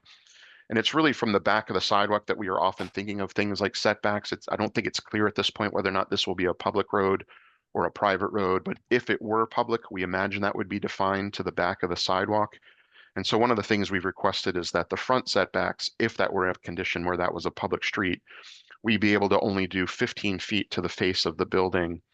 And importantly, I've asked that we not count things like an open air porch or a stoop or a patio as part of those setbacks. The reason being that the structure is the thing that really sort of defines the street wall. That's the thing that's the continuous piece. And so things like porches and bays and stoops are really sort of incremental small things that help create a little bit of variety and break that up. And I think what we've been challenged with in the past is when things like porches are included in setbacks, it disincentivizes a developer from including them because they want to put the, inhabitable, rentable, saleable square footage, up to the setbacks. And so things like porches start to become a little bit harder to justify. Whereas if they can fall into the setback, suddenly it just becomes sort of a nice feature, a nice amenity, and doesn't create those sort of challenges. I will also note that if you recall in our site plan, because of the street and the swale running effectively through the middle, what we're really left with, especially on the eastern side, I'll actually just go back to the plan real quick, is a relatively thin area, at least in our sort of tightest pinch points. And so things like the parking aren't particularly flexible. The building can only be so narrow. We're trying to leave accommodation for things like sidewalks on either side. And so, we kind of need those porches to be able to be in some of those setback areas just to be able to include them. Otherwise they kind of get squeezed out. So that was an important consideration. And in a similar regard, we also were asking for a similar consideration on some of the setbacks sort of on the rears and sides. I think one real benefit we have here when you really look at the site is we really don't have many abutters really here sort of in the lower left-hand corner, which is our western edge. There are a handful of structures and lots that come up to our lot. But really along the northern edge, again, we have Town Hall with its parking lot. We have the commercial development that has all of its parking lots. To the east, that's a sloped forested area that won't have any structures on it. To the south, Maple Street Extension. And then to the, southwest, we have the railroad tracks. So there really aren't many edges where we actually are up against any of butters. And you can see where we did have those kinds of conditions. We really tried to make sure our structures weren't anywhere near those. So again, we've asked for consideration to be able to do 15 feet as our setback from our property lines. Because we really aren't up against a lot of other existing structures. And that's, again, really useful for us getting these things to fit in the areas that we're trying to get the buildings to land. So if I go back to the memo, that was sort of our proposed amendment to the distance from a public street. And if I go to the next page, number 3, again, was that setback from property lines. And again, in both cases, again, we're hoping things like open air porches, stoops, patios can be sort of exempt from the setback. It's really the building proper that qualifies for those. I touched on number 4 already. Number 5 is about parking. If I jump back to the site plan quickly, in the lower right, we have the tabulation of how we were thinking about the parking working. Currently for the 12-unit buildings, which are half 1 bedroom, half 2 bedroom, we were going to try to assume 1.5 spaces per unit for those, because again, that's essentially a space per bedroom is a way of thinking about that. And then on the stacked flats that are a mix of 2 and 3 bedrooms, we're proposing 2 spaces per unit, which again is very much in keeping with, at least for the single family homes, what your underlying regulations call for. And then in addition to that, we've also provided an additional 18 spaces along Kent Green Boulevard that we're really seeing sort of as visitor parking. And so the result of all of that is we have 80 units with 160 spaces. So the total all in is 2 spaces per unit. But again, depending on what happens to Kent Green Boulevard, some of those spaces may end up being in the public right of way, so it wouldn't be a portion of our project. So one of the things we were requesting was to allow us to assume a ratio of 1.5 spaces per unit, just to build in some flexibility for how some of those things play out. And again, we're really more, we're at 2 overall, or 1.8-ish, even if you don't count the street spaces. But again, that just builds in some flexibility for us as we move forward. And then the last 2 points, relatively quick. The open space definition already makes reference to things like drainage areas, but I think we just wanted to be explicit that if we do structures like bioswales or rain gardens for some of our stormwater, that those could still be sort of incorporated into that open space area. I don't think it's going to be a challenge. As you can see from our site plan, we have a lot of open space still preserved. But again, it was really just some clarity around the way that language was written to make sure we had the ability to do things like bioswales and rain gardens. And then last but not least, importantly, just giving us a little bit more dimension in the height for the residential buildings. I think the underlying, at least the VR zones, the village residential zones, are a 35-foot height limit. We were asking if we could just possibly get that moved up a couple more feet, mostly because of thinking about those 3-story buildings, wanting to make sure we can put a handsome pitch on the gable that sits above those 3 floors, understanding that grades aren't completely worked out at this stage quite yet either. We're worried 35 feet might be a really tight thing for us to pull off for those particular structures. So a few more feet, 40 would be great. Even if it was 39, that's helpful. But just something a little bit more. Again, we're trying to build in a little bit of flexibility to try to deliver the best project we can here. So just to sum up, again, the point of all of these is to help, one, sort of balance out the fact that we were seeing some regulations that in some ways were allowing for higher densities or other things in a single family context, whereas sort of penalizing a multifamily context, whereas you can see what we're trying to do is sort of thread the needle of somewhere in between. Also, just to give us a little bit of flexibility, because we're working in a sort of constrained site between the property lines we have, the swale that exists, the extension of a road that already exists. And big picture, we still think that everything we're proposing here still totally delivers on what the intended outcome of the VHOD was, providing some affordable housing, protecting natural features, creating a real community that feels like an extension of the broader Kent community. We don't think any of these things are trying to run counter to that. So that's why we're hopeful that you all can assist us in this matter. So would you be amenable to meeting with our planner? Perhaps in a commission type meeting? Absolutely. Yeah. I think that would be. Informally before or in front of the commission as a whole, whatever you prefer, or both. How much affordable housing are you proposing now? The requirement for the district is, Stephen, it's 20 or 25% of the units. 20. But I've had some very, I don't know if Justin is still here. No, he's abandoned. Justin and I have had a series of conversations as to how we might work together. And it's very, the 20% is the minimum, but I think we may be able to do more.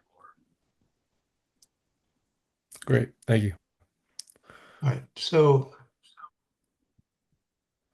again, when we set up of this this overlay zone, we made some assumptions, but they weren't based on anything but a general view of density and those types of things we're looking for.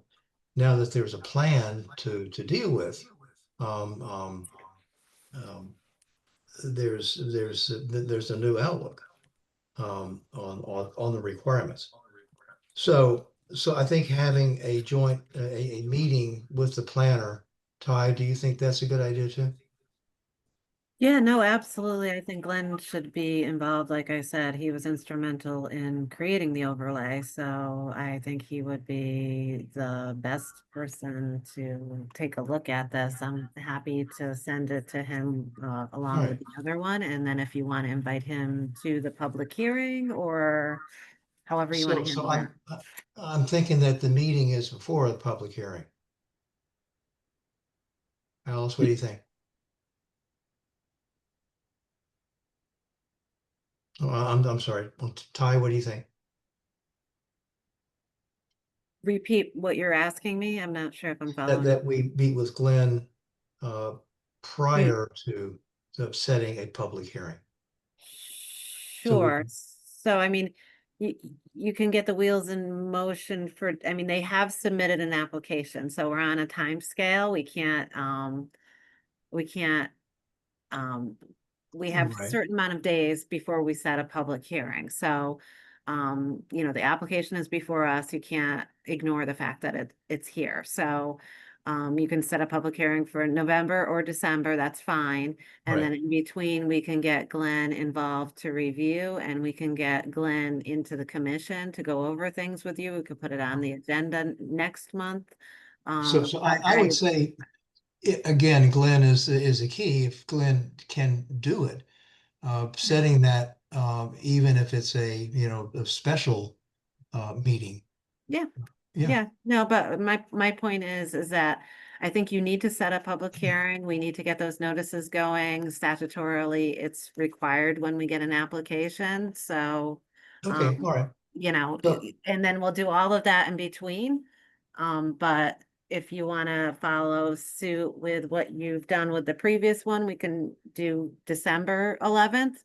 Again, this only affects the village area, so you're not within the 500 feet of the, town line, so we don't have to notice our neighboring towns or anything like that on this, so you could do it in November, but there's a lot to happen in between, so December seems more comfortable, and then, Yeah, that I think that is more comfortable. Yes. okay.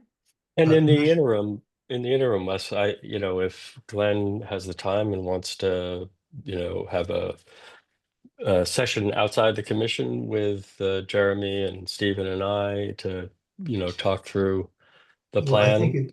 I think it would have to be through the commission, either a special meeting or something like that. Okay, I mean, we can do that in November with him and Yeah. have the public hearing in December. So I just want to point out that Marty, as an ex officio member, has his hand up, and he can speak if he wants to be part of this conversation. Yeah, thank you, Ty, and thank you, Wes. With the inclusion of the discussion of public road into this development, which is the first time I've heard that, the town needs to also be involved in the planning aspect, because the derivation and just the delineation of the section of the proposed development of going public would have to look at other aspects of the Kent Green Boulevard being considered to be included in as an extension of that, because it just, there's some discussion needs to be going on that. I think the town, our public works director and myself or whoever at the time should be also involved in that discussion. So if there's as Jeremy has said, the potential for this being a public road, that there's a lot of other things that tie into the larger aspect of the village itself and the town and the public works budgets and so on, that we'd have to have some discussions on. So Right. No, that is very important. That's right. Yeah, Ty will address this with you all. It's better than I can, but Kent Green Boulevard is apparently a private road today. And we don't, we're kind of open on the question of whether the extension of the boulevard remains is another private road connecting to the existing private road. I understand, Marty, that it affects who has the obligation to maintain it. Right. But we don't want to complicate the development in any way by making it a public road, if that would complicate it. Well, not necessarily, Jim. It's just, again, if that we want to bring that into discussion, and it's the first time that we're really getting that point, having that planning session with Glenn, in a special meeting or whatever, at least gives us the opportunity to look at all the implications of that road, the road sides, the extension, what would have to be done with the if you really look at it, the beginning of the drainage ditch, as we call it, crossing the road. We now have state regulations that we'd have to bring into effect to make that road an official public road. So it's not necessarily a bad thing, but it just has to be a discussion, and we should just deal with it. Okay. far down the line. So, Terrific. okay, thank you. All right, so Ty, do think that we need to first consult with Glenn. Yep. Yeah.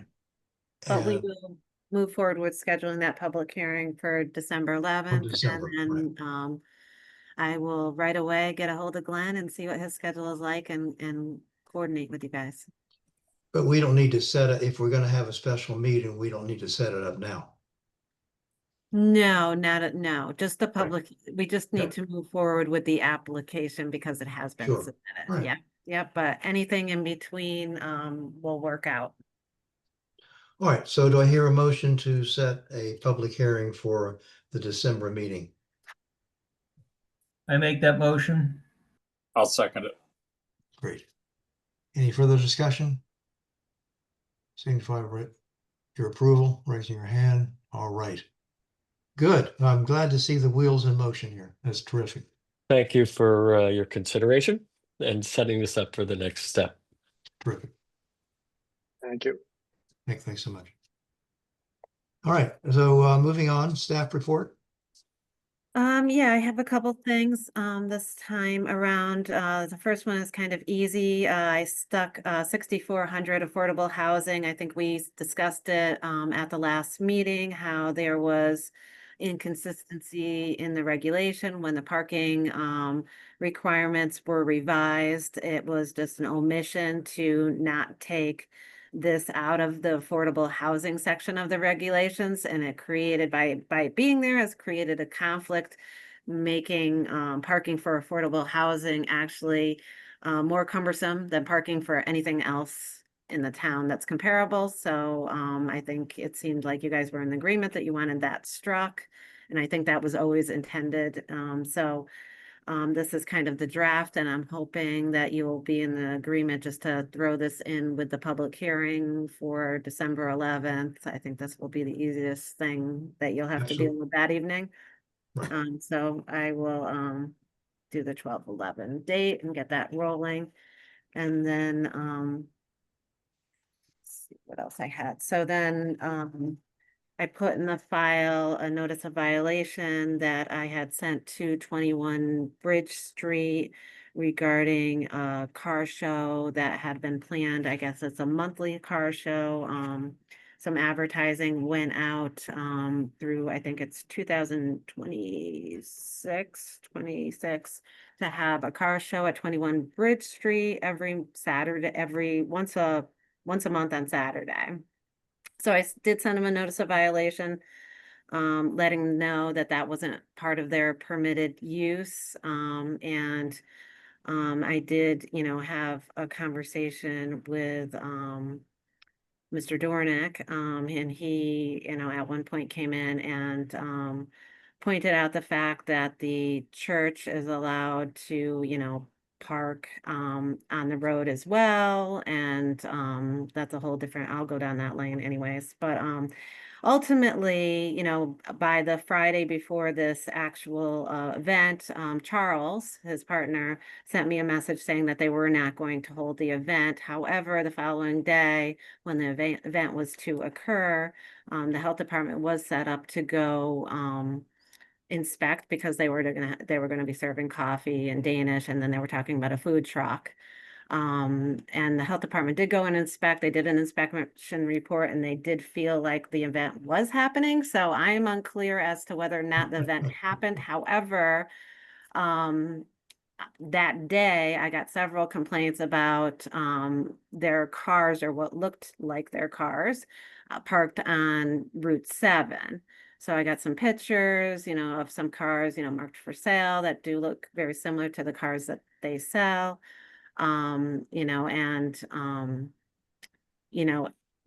what the health department told me, it seemed like their lot had been full, so maybe they shifted their cars out there or whatever. I don't know what happened. So anyways, I did reach out to the Department of Motor Vehicle, about the pictures that I got with the cars, for sale. And they have not gotten back to me because their business is locational, so selling their cars elsewhere other than on their lot is problematic, you know.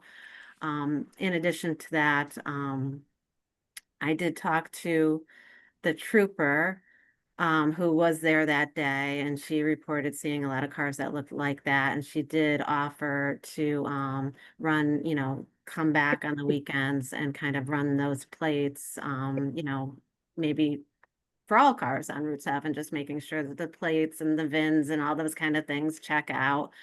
And she did talk to Marty about that. And Marty is here and he can kind of report on the result of that conversation. But just to go on about the church, so basically there had been a funeral, and you know, Mr. Dornick felt like there were 70 cars, he said, were parked on the road, and he felt like, you know, if you know they can park, then he should be able to park as well.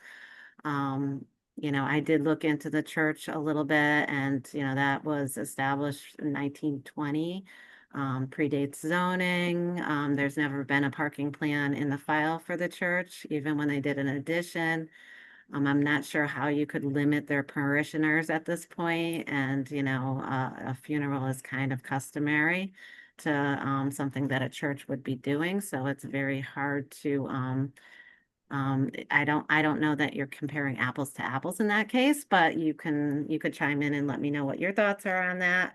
One final thing to kind of report is that the apartment that doesn't have a certificate of occupancy, so the fire marshal went in with the state fire, so the fire marshal was not permitted to go onto that property to inspect. So the state fire marshal had to intervene and go and inspect. So during that inspection, they found that, you know, how there's 2 apartments there. One has a CO, one does not. We talked about that at, you know, at length at the approval for the modification for the site plan.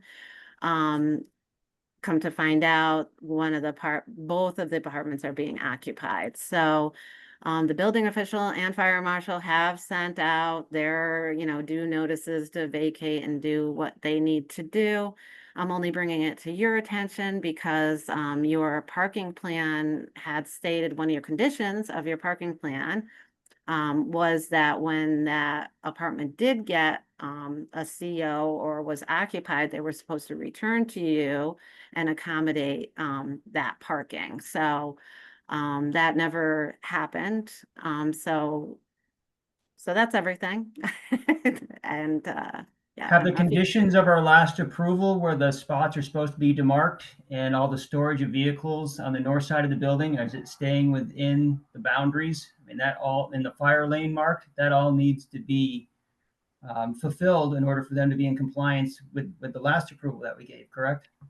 Right. So the thing is that site plan approval, you have 5 years to comply.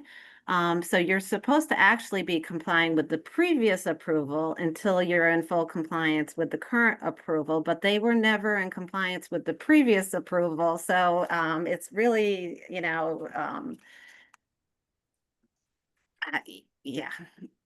So they're not in I mean, they have 5 years to do that striping and stuff like that. So they should be following what you had previously approved for them. But the reason why they weren't they said they couldn't follow that, and the reason why they came back for a modification was, you know, yeah. So you're absolutely right, but I'm kind of stuck in a situation where all we really can do is issue a notice of violation, and I have and a couple times for different things. And then beyond that, I think it needs to be elevated to a legal thing. So what would that legal thing be? Would you, at that point? So it would be a cease and desist, and then, you know, Mike would get involved with, you know, like a court, you know, the courts can levy fines, they can make decisions. You don't have a citation ordinance. So there's nothing that planning and zoning can't issue any fines or anything like that. So, you know, it is really a matter of you know, noticing them of their violations. They have been noticed of their violations, trying to get them to come into conformance. We've worked for quite some time trying to do that, doing modifications, doing different things. And then, you know, the last resort would be a cease and desist based on, you know, what it is, the action. So that we've got several things going on. We've got car shows, we've got non-compliance with site plans, we've got an apartment. Yeah, there's all sorts of things going on there. So, you know, we can do cease and desist for all those different things. And then So if they're not in compliance with things that we've asked them to be in compliance with, can we revoke their special permit? they don't have a special permit. They have a site plan approval. They have a site plan, because it was a site plan pre- approval. Right, no. No, I mean, okay. you would have to go to court and, you know, work it out that Just way. asking the question. Yeah, I mean, it's not a special permit because it was a pre-existing, non-conforming condition. So really the reason why they came before you, it was kind of like an intensity or, expansion, if you want to call it, you know, and you had to approve that new site plan to allow them to be there alongside the other dealer that was there and the landscaping business and everything else that was there. But the use itself had already been, you know, a special permitted use. If they do come back to us because of the occupancy of the second unit in order to modify their parking plan again, does the fact that they're in non-compliance with our previous approval essentially tie our hands from approving anything else again? I mean, isn't that part of our regulations? It is, but your regulations state that if the so you can approve a modification that brings a non-compliance into conformance.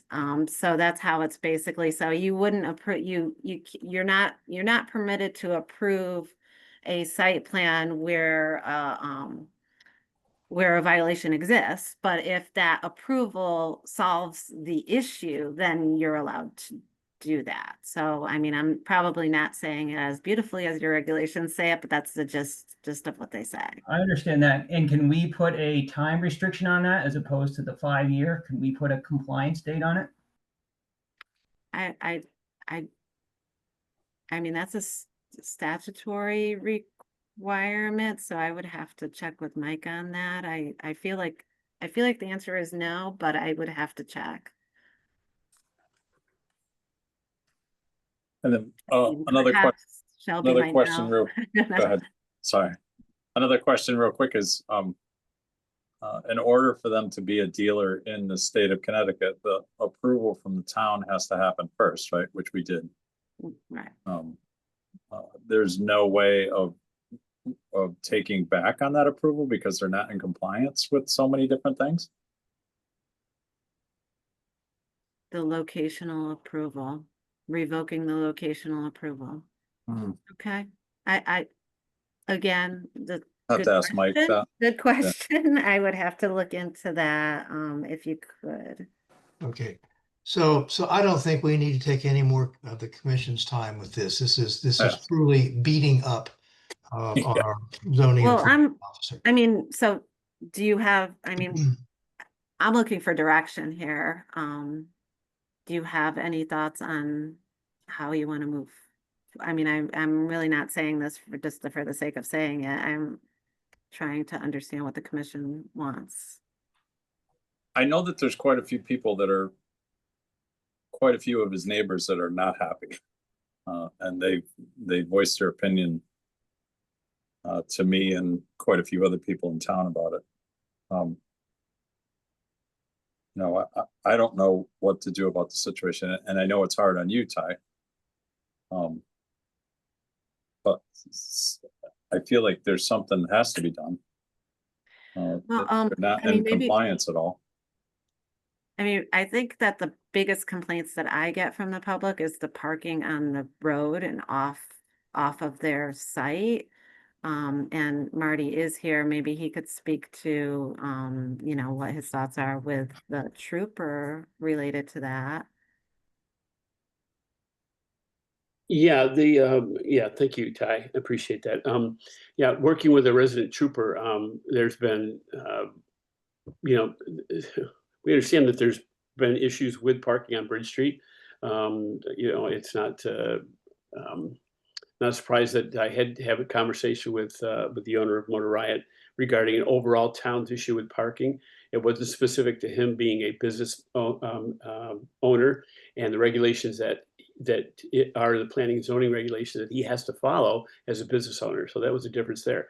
But I know that we've, as far as enforcing specific enforcement, it's a bit touchy just to have a resident trooper down there looking at his enforcement when there's other issues throughout town about enforcement. And on weekends, during the week, during a normal work day for our resident trooper, you know, she in the performance of her duties is down there actually working with him, especially when they're parking in the handicap lot or impeding traffic or impeding walkway, pedestrian walkway on the sidewalk. She does go down and enforces that, and you know, requests that they move it, their vehicles and so on. But yeah, as far as you know, our program approach to keep all of our pedestrian areas safe, all of our parking areas open as much as possible, and that you know, that we do have our resident trooper ready to enforce any kind of rules or regulations that we have, anything that the P&Z has in place on him as far as any regulation that we can enforce. Our trooper is you know, ready to do that as part of a programmed approach to you know, following our rules and regulations of parking. So there's a lot more parking that still has yet to come.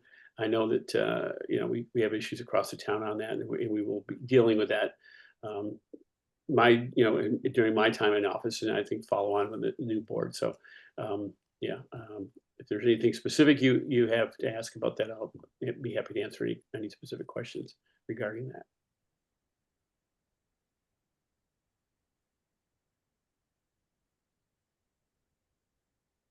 All right. Thanks, Marty. So I'm not sure what to do except to move on. Unless somebody has a better idea. This is an ongoing situation. If we get to a point where we could issue a cease and desist, maybe we do that. I don't know. I mean, it's not a good situation. But I think what I'm hearing is you would rather not. Well, I think it's important to get advice from Mike or direction. I think that would help the commission what the steps should be. I'm sorry, I don't hear. Yeah, Speak to Mike Cisco about the next step. I agree that there needs to be some kind of recourse to just violations of all the rules, and we might be able to us what the next step should be. Shelby, you're pretty garbled. We're not really getting everything from you. We're maybe getting every third word. There's a way that you can chat? Yeah. To communicate that?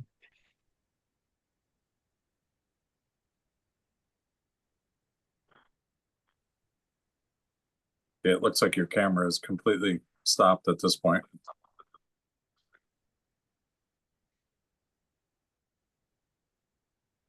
So Ty, the cease and desist part, I mean, is that something that you need us to tell you to do? Is that something that you can do on your own? Yeah, no, I can go ahead with it. I mean, it's gonna, you know, elevate things to a legal. So yeah, I mean, it would be, the commission has to be on board with that. Yeah. You know? Have you gotten any correspondence back on any of the violations that you've sent to them? Yeah, so like I said, the one regarding the car show, they did say that they'd like to be in compliance. However, it seems like they may have gone ahead with it anyways. And then, but I can't be sure. It just seems, so the correspondence was at the last day before the show was supposed to happen. Mr. Narwhal did say that, you know, he did send me a message saying, you know, he decided to cancel the show because they'd like to be in compliance, but like I said, the health department had gone and inspected, and I thought that was just, I have an inspection report from them, saying that, they went there and inspected for the car show, so it seems like it actually did happen. With regard to the violation notice regarding the apartment has no CO.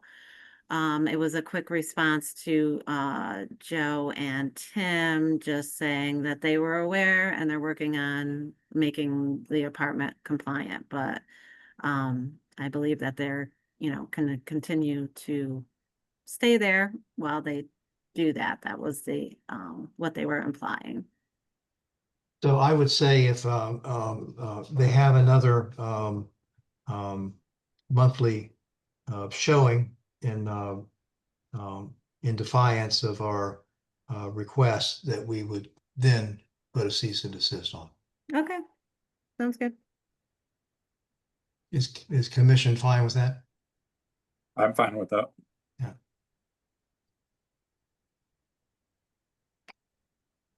All right, so let's move on. Other communications. No, I'm sorry, a cannabis regulation. So we have a draft of a regulation. I suppose this is another Glenn thing that we need to start the process of running that through him. Now, we still haven't had the vote from the town, and not to prejudice this at all. I think we need to have this vote and see what direction. I mean, that has always been the thing, to see what direction we go. So I would put off doing anything until the December meeting.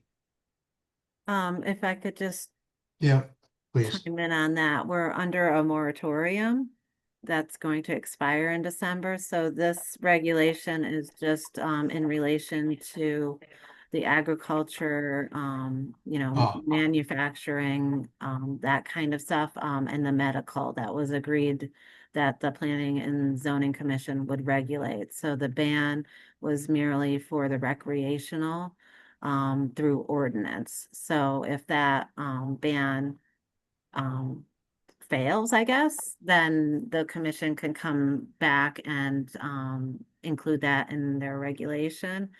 But That's kind of what I was. oh, okay. I'm sorry. I maybe I misunderstood you, because I got the sense that you wanted to put it off. But I understand the moratorium business. So are you suggesting that we set a public hearing on this? I am. Yeah, sooner than later. So let's set it for November. Oh, well, okay. This one does have to be December 11th. Oh, it does have to be does December. Okay. affect the entire town and within 500 feet of the property line. So we can do the December, and if you want me to send it to Mike, do you want me to send it to Glenn? Or do you guys have any changes on your own that you want to make to it? Well, I think it should go to Glenn ideally. Okay. Right, commissioners? Yeah, definitely. Glenn and Mike as well. Yeah. Okay. No, of course. All right, I'll get going on then. Okay, so do we need to vote on that? No, I understand you want to schedule a public hearing for December 11th. Okay, perfect. We need to vote. Okay, other communications, administrative permits. Starting to increase a little bit. That's good. Yeah, things are picking up, that's for sure. Yeah. All right, so Anne is not here, unfortunately, but we do have that letter from her that she would not continue on, I'm assuming after November the 18th. So but she's been with us a long time. I just wanted to acknowledge how important she was to this commission and how much we appreciated her input here. And we'll miss her. But she will not be with us after the 18th. I understand, which is the official cutoff date for newly elected people. All right, so Ty, you want to handle 9C? Yeah, and just one more just note on the vacancy and the reappointment of alternates. I did reach out to both Chris and Anthony, and they are willing to take on another term. So if you'd like me Good. to send a memo to the selectmen recommending that they be reappointed as alternates. And then if you have a suggestion for somebody to take Ann's spot, I can do that as well, but it doesn't sound like you have anybody at this point. Commissioners, I don't. Any commissioners?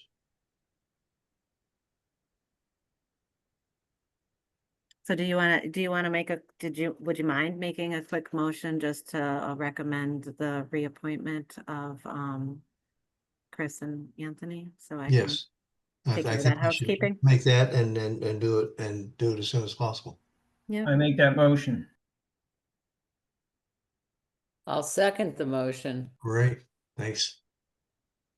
All right, all in favor? Terrific. All right. Karen, I see you got your fire going. That's great. Yeah. Okay, so 9C. Yeah, this was just a letter from Scott from Bucco. You know, it's just correspondence. He did point out, he made a good point that the sign regulations still need to be addressed. You know, I you know, kind of responded to him saying that, you know, it would be a good suggestion once we're past the cannabis regulation, maybe a subcommittee could be formed to kind of start taking that on again. If you remember, Glenn does not like sign regulations, so he does not want to be part of that.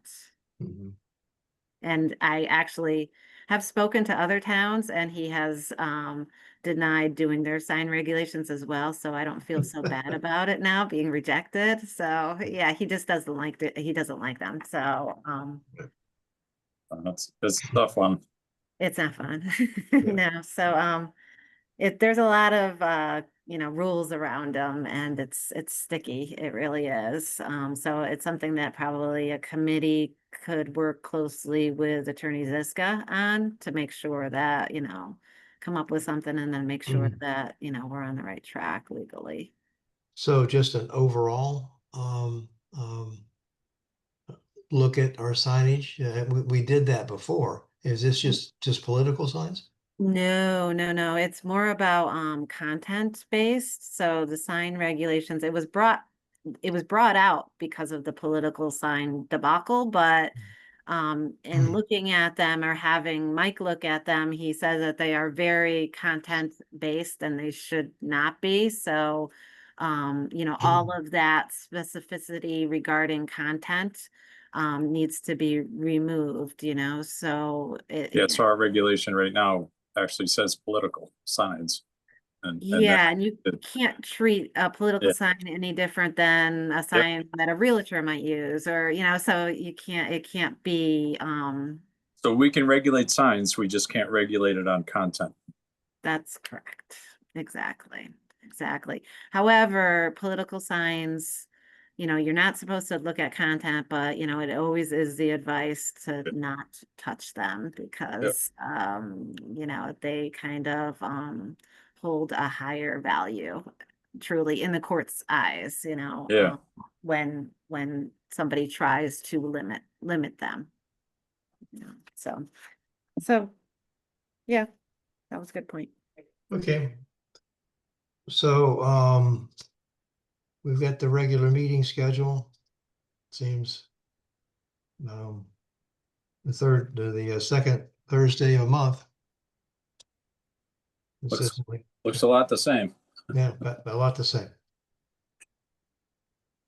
And then tie this 9E 45 Main. You do need to make a motion to approve that schedule. Oh, yes, we do. I'll make a motion to approve the 2026 schedule. Second. All in favor? Okay, you guys are lined up for next year. Okay, 45 on Main wants to have a Halloween party. And it's a special event. Yep. Right, Ty?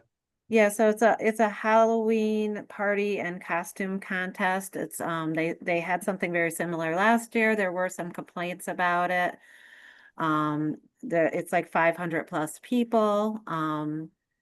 So it is I just wanted to make sure that this application, it's being sponsored by the chamber, you know, as a series of events, because 45 on Main does have several events. So they have more than, you know, just their one a year. But if the chamber is sponsoring it, then, you know, they're a nonprofit, and per your regulations, it would fall in line with that. But it is something that is sounds like a lot of fun, but it's a lot for the town. And I think that last year I just happened to get that they did not have a special event permit approved. The contest did happen, and I did get some complaints about how it was just it was wildly popular, and there was a lot of people there. Yeah. Yeah. So are you saying if it's sponsored by the chamber, then it really doesn't need a special events permit? No, I'm saying your regulation for, you wouldn't be able to have a series of events at one location if you weren't sponsored by a nonprofit or a town entity. But since they are sponsored by a nonprofit, it falls in line with your regulations, but you still have the purview to review these events. And if you think that they are something that is not appropriate, then you don't have to approve them. All right. So does any commissioner want to get involved with this? I guess the 31st is Friday, so 10 p.m. seems a little late, but for an earlier day in the week, but since it's Friday night, that doesn't seem that late. I don't know if they're going to be, last year I think they had a lot of really loud music. Is that correct? Is that where you got complaints from last year, Ty? Was loud music? No, the music, I've received consistent complaints about that, and I think that's been reined in a bit. I don't hear too many complaints about the music anymore. I think it was just the crowding, like near the railroad tracks and that area of town. People felt like it was a block party. It was a lot. And I know that the town is, you know, booming on Halloween. So, you know, there's a lot going on everywhere. So for that one particular thing to be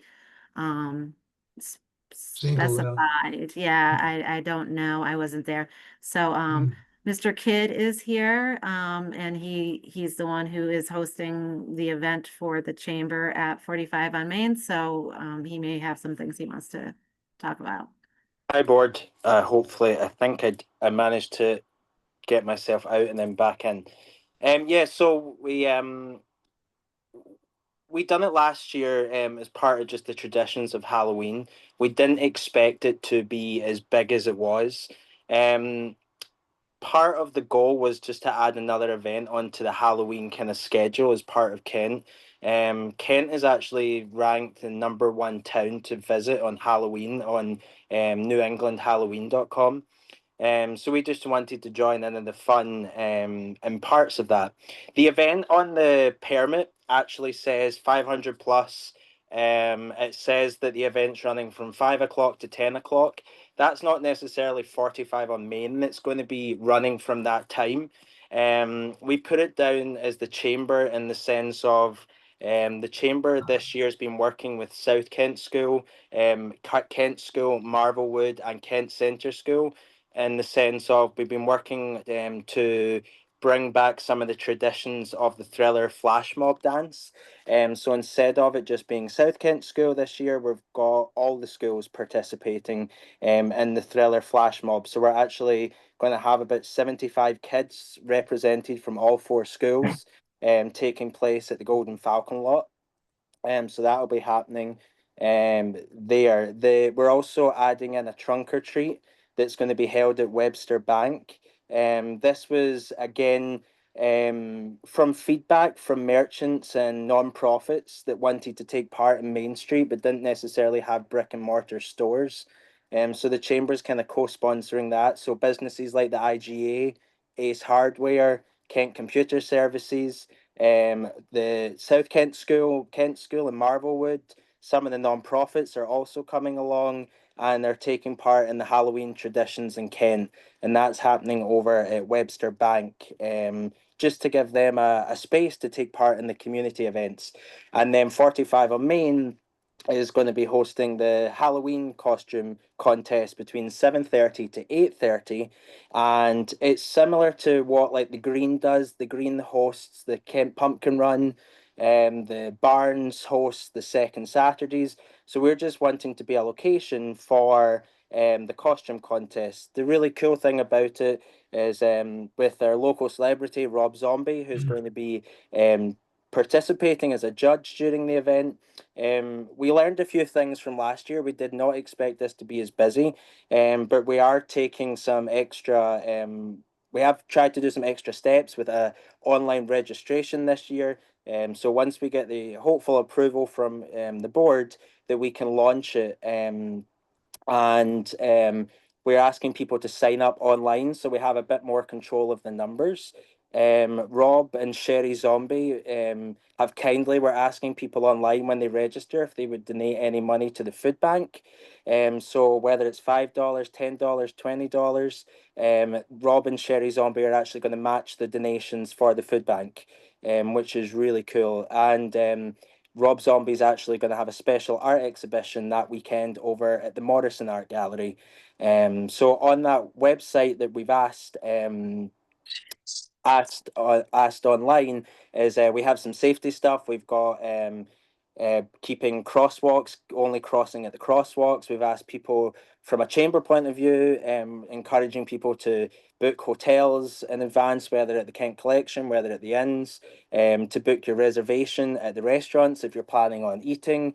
And also we've been in contact with Vicky, and it's actually really cool. Vicky actually was planning on going to Dubai. She missed Halloween so much last year that she moved her trip to later in November so she could be here on Halloween night. So Vicky, we've been in correspondence with Vicky, the state trooper, about the plans and to give us some more support during that event. But the plan is just to have the normal trick-or-treating, I believe, in town. We've also been in contact with the First Selectman, the Chamber, with Marty, just talking about CERT in town. 45 on Main's not going to be activating CERT, but we're going to have our full staff on that evening. Again, being able to help with the crowd control. We've got barriers that we've rented as well for that event, just as a safety precaution. And again, it's just we're 45 on Main is wanting to take part in the community event, so just an added extra event between the 7:30 and 8:30 time. We're not having a party or anything. We'll be doing our trick-or-treating. We'll be handing out our candy. That's the plan. And we haven't actually done any events this year. We haven't scheduled. We've taken part of the Sidewalk Festival. The last permitted event that we asked for was for our first birthday last July 10th. Sounds good. Sounds well planned. Yeah, I mean, I'm hoping that it'll be a really fun, successful evening. We had a great time last year with Halloween. It was just, the town was alive, and as Ty was saying, it was exciting. It gave us a real buzz, and it kind of kicked off the holiday season in the sense of for Thanksgiving, and then for the holiday season as well, leading up to the holidays. Thanks for sharing that. Gary. Appreciate it. Thank you. Yeah. All right, any comments from the commissioner? Sounds like the place to be on Halloween night.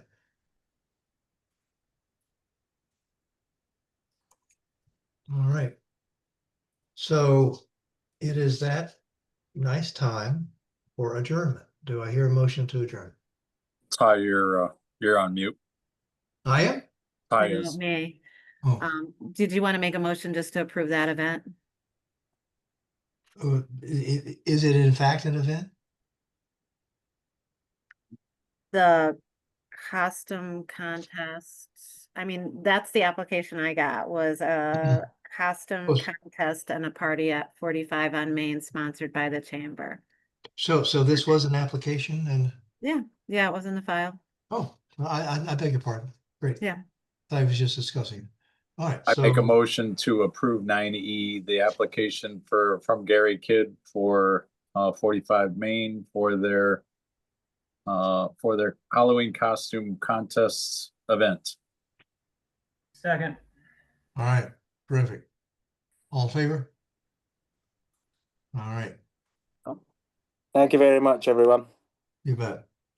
Cheers. Cheers.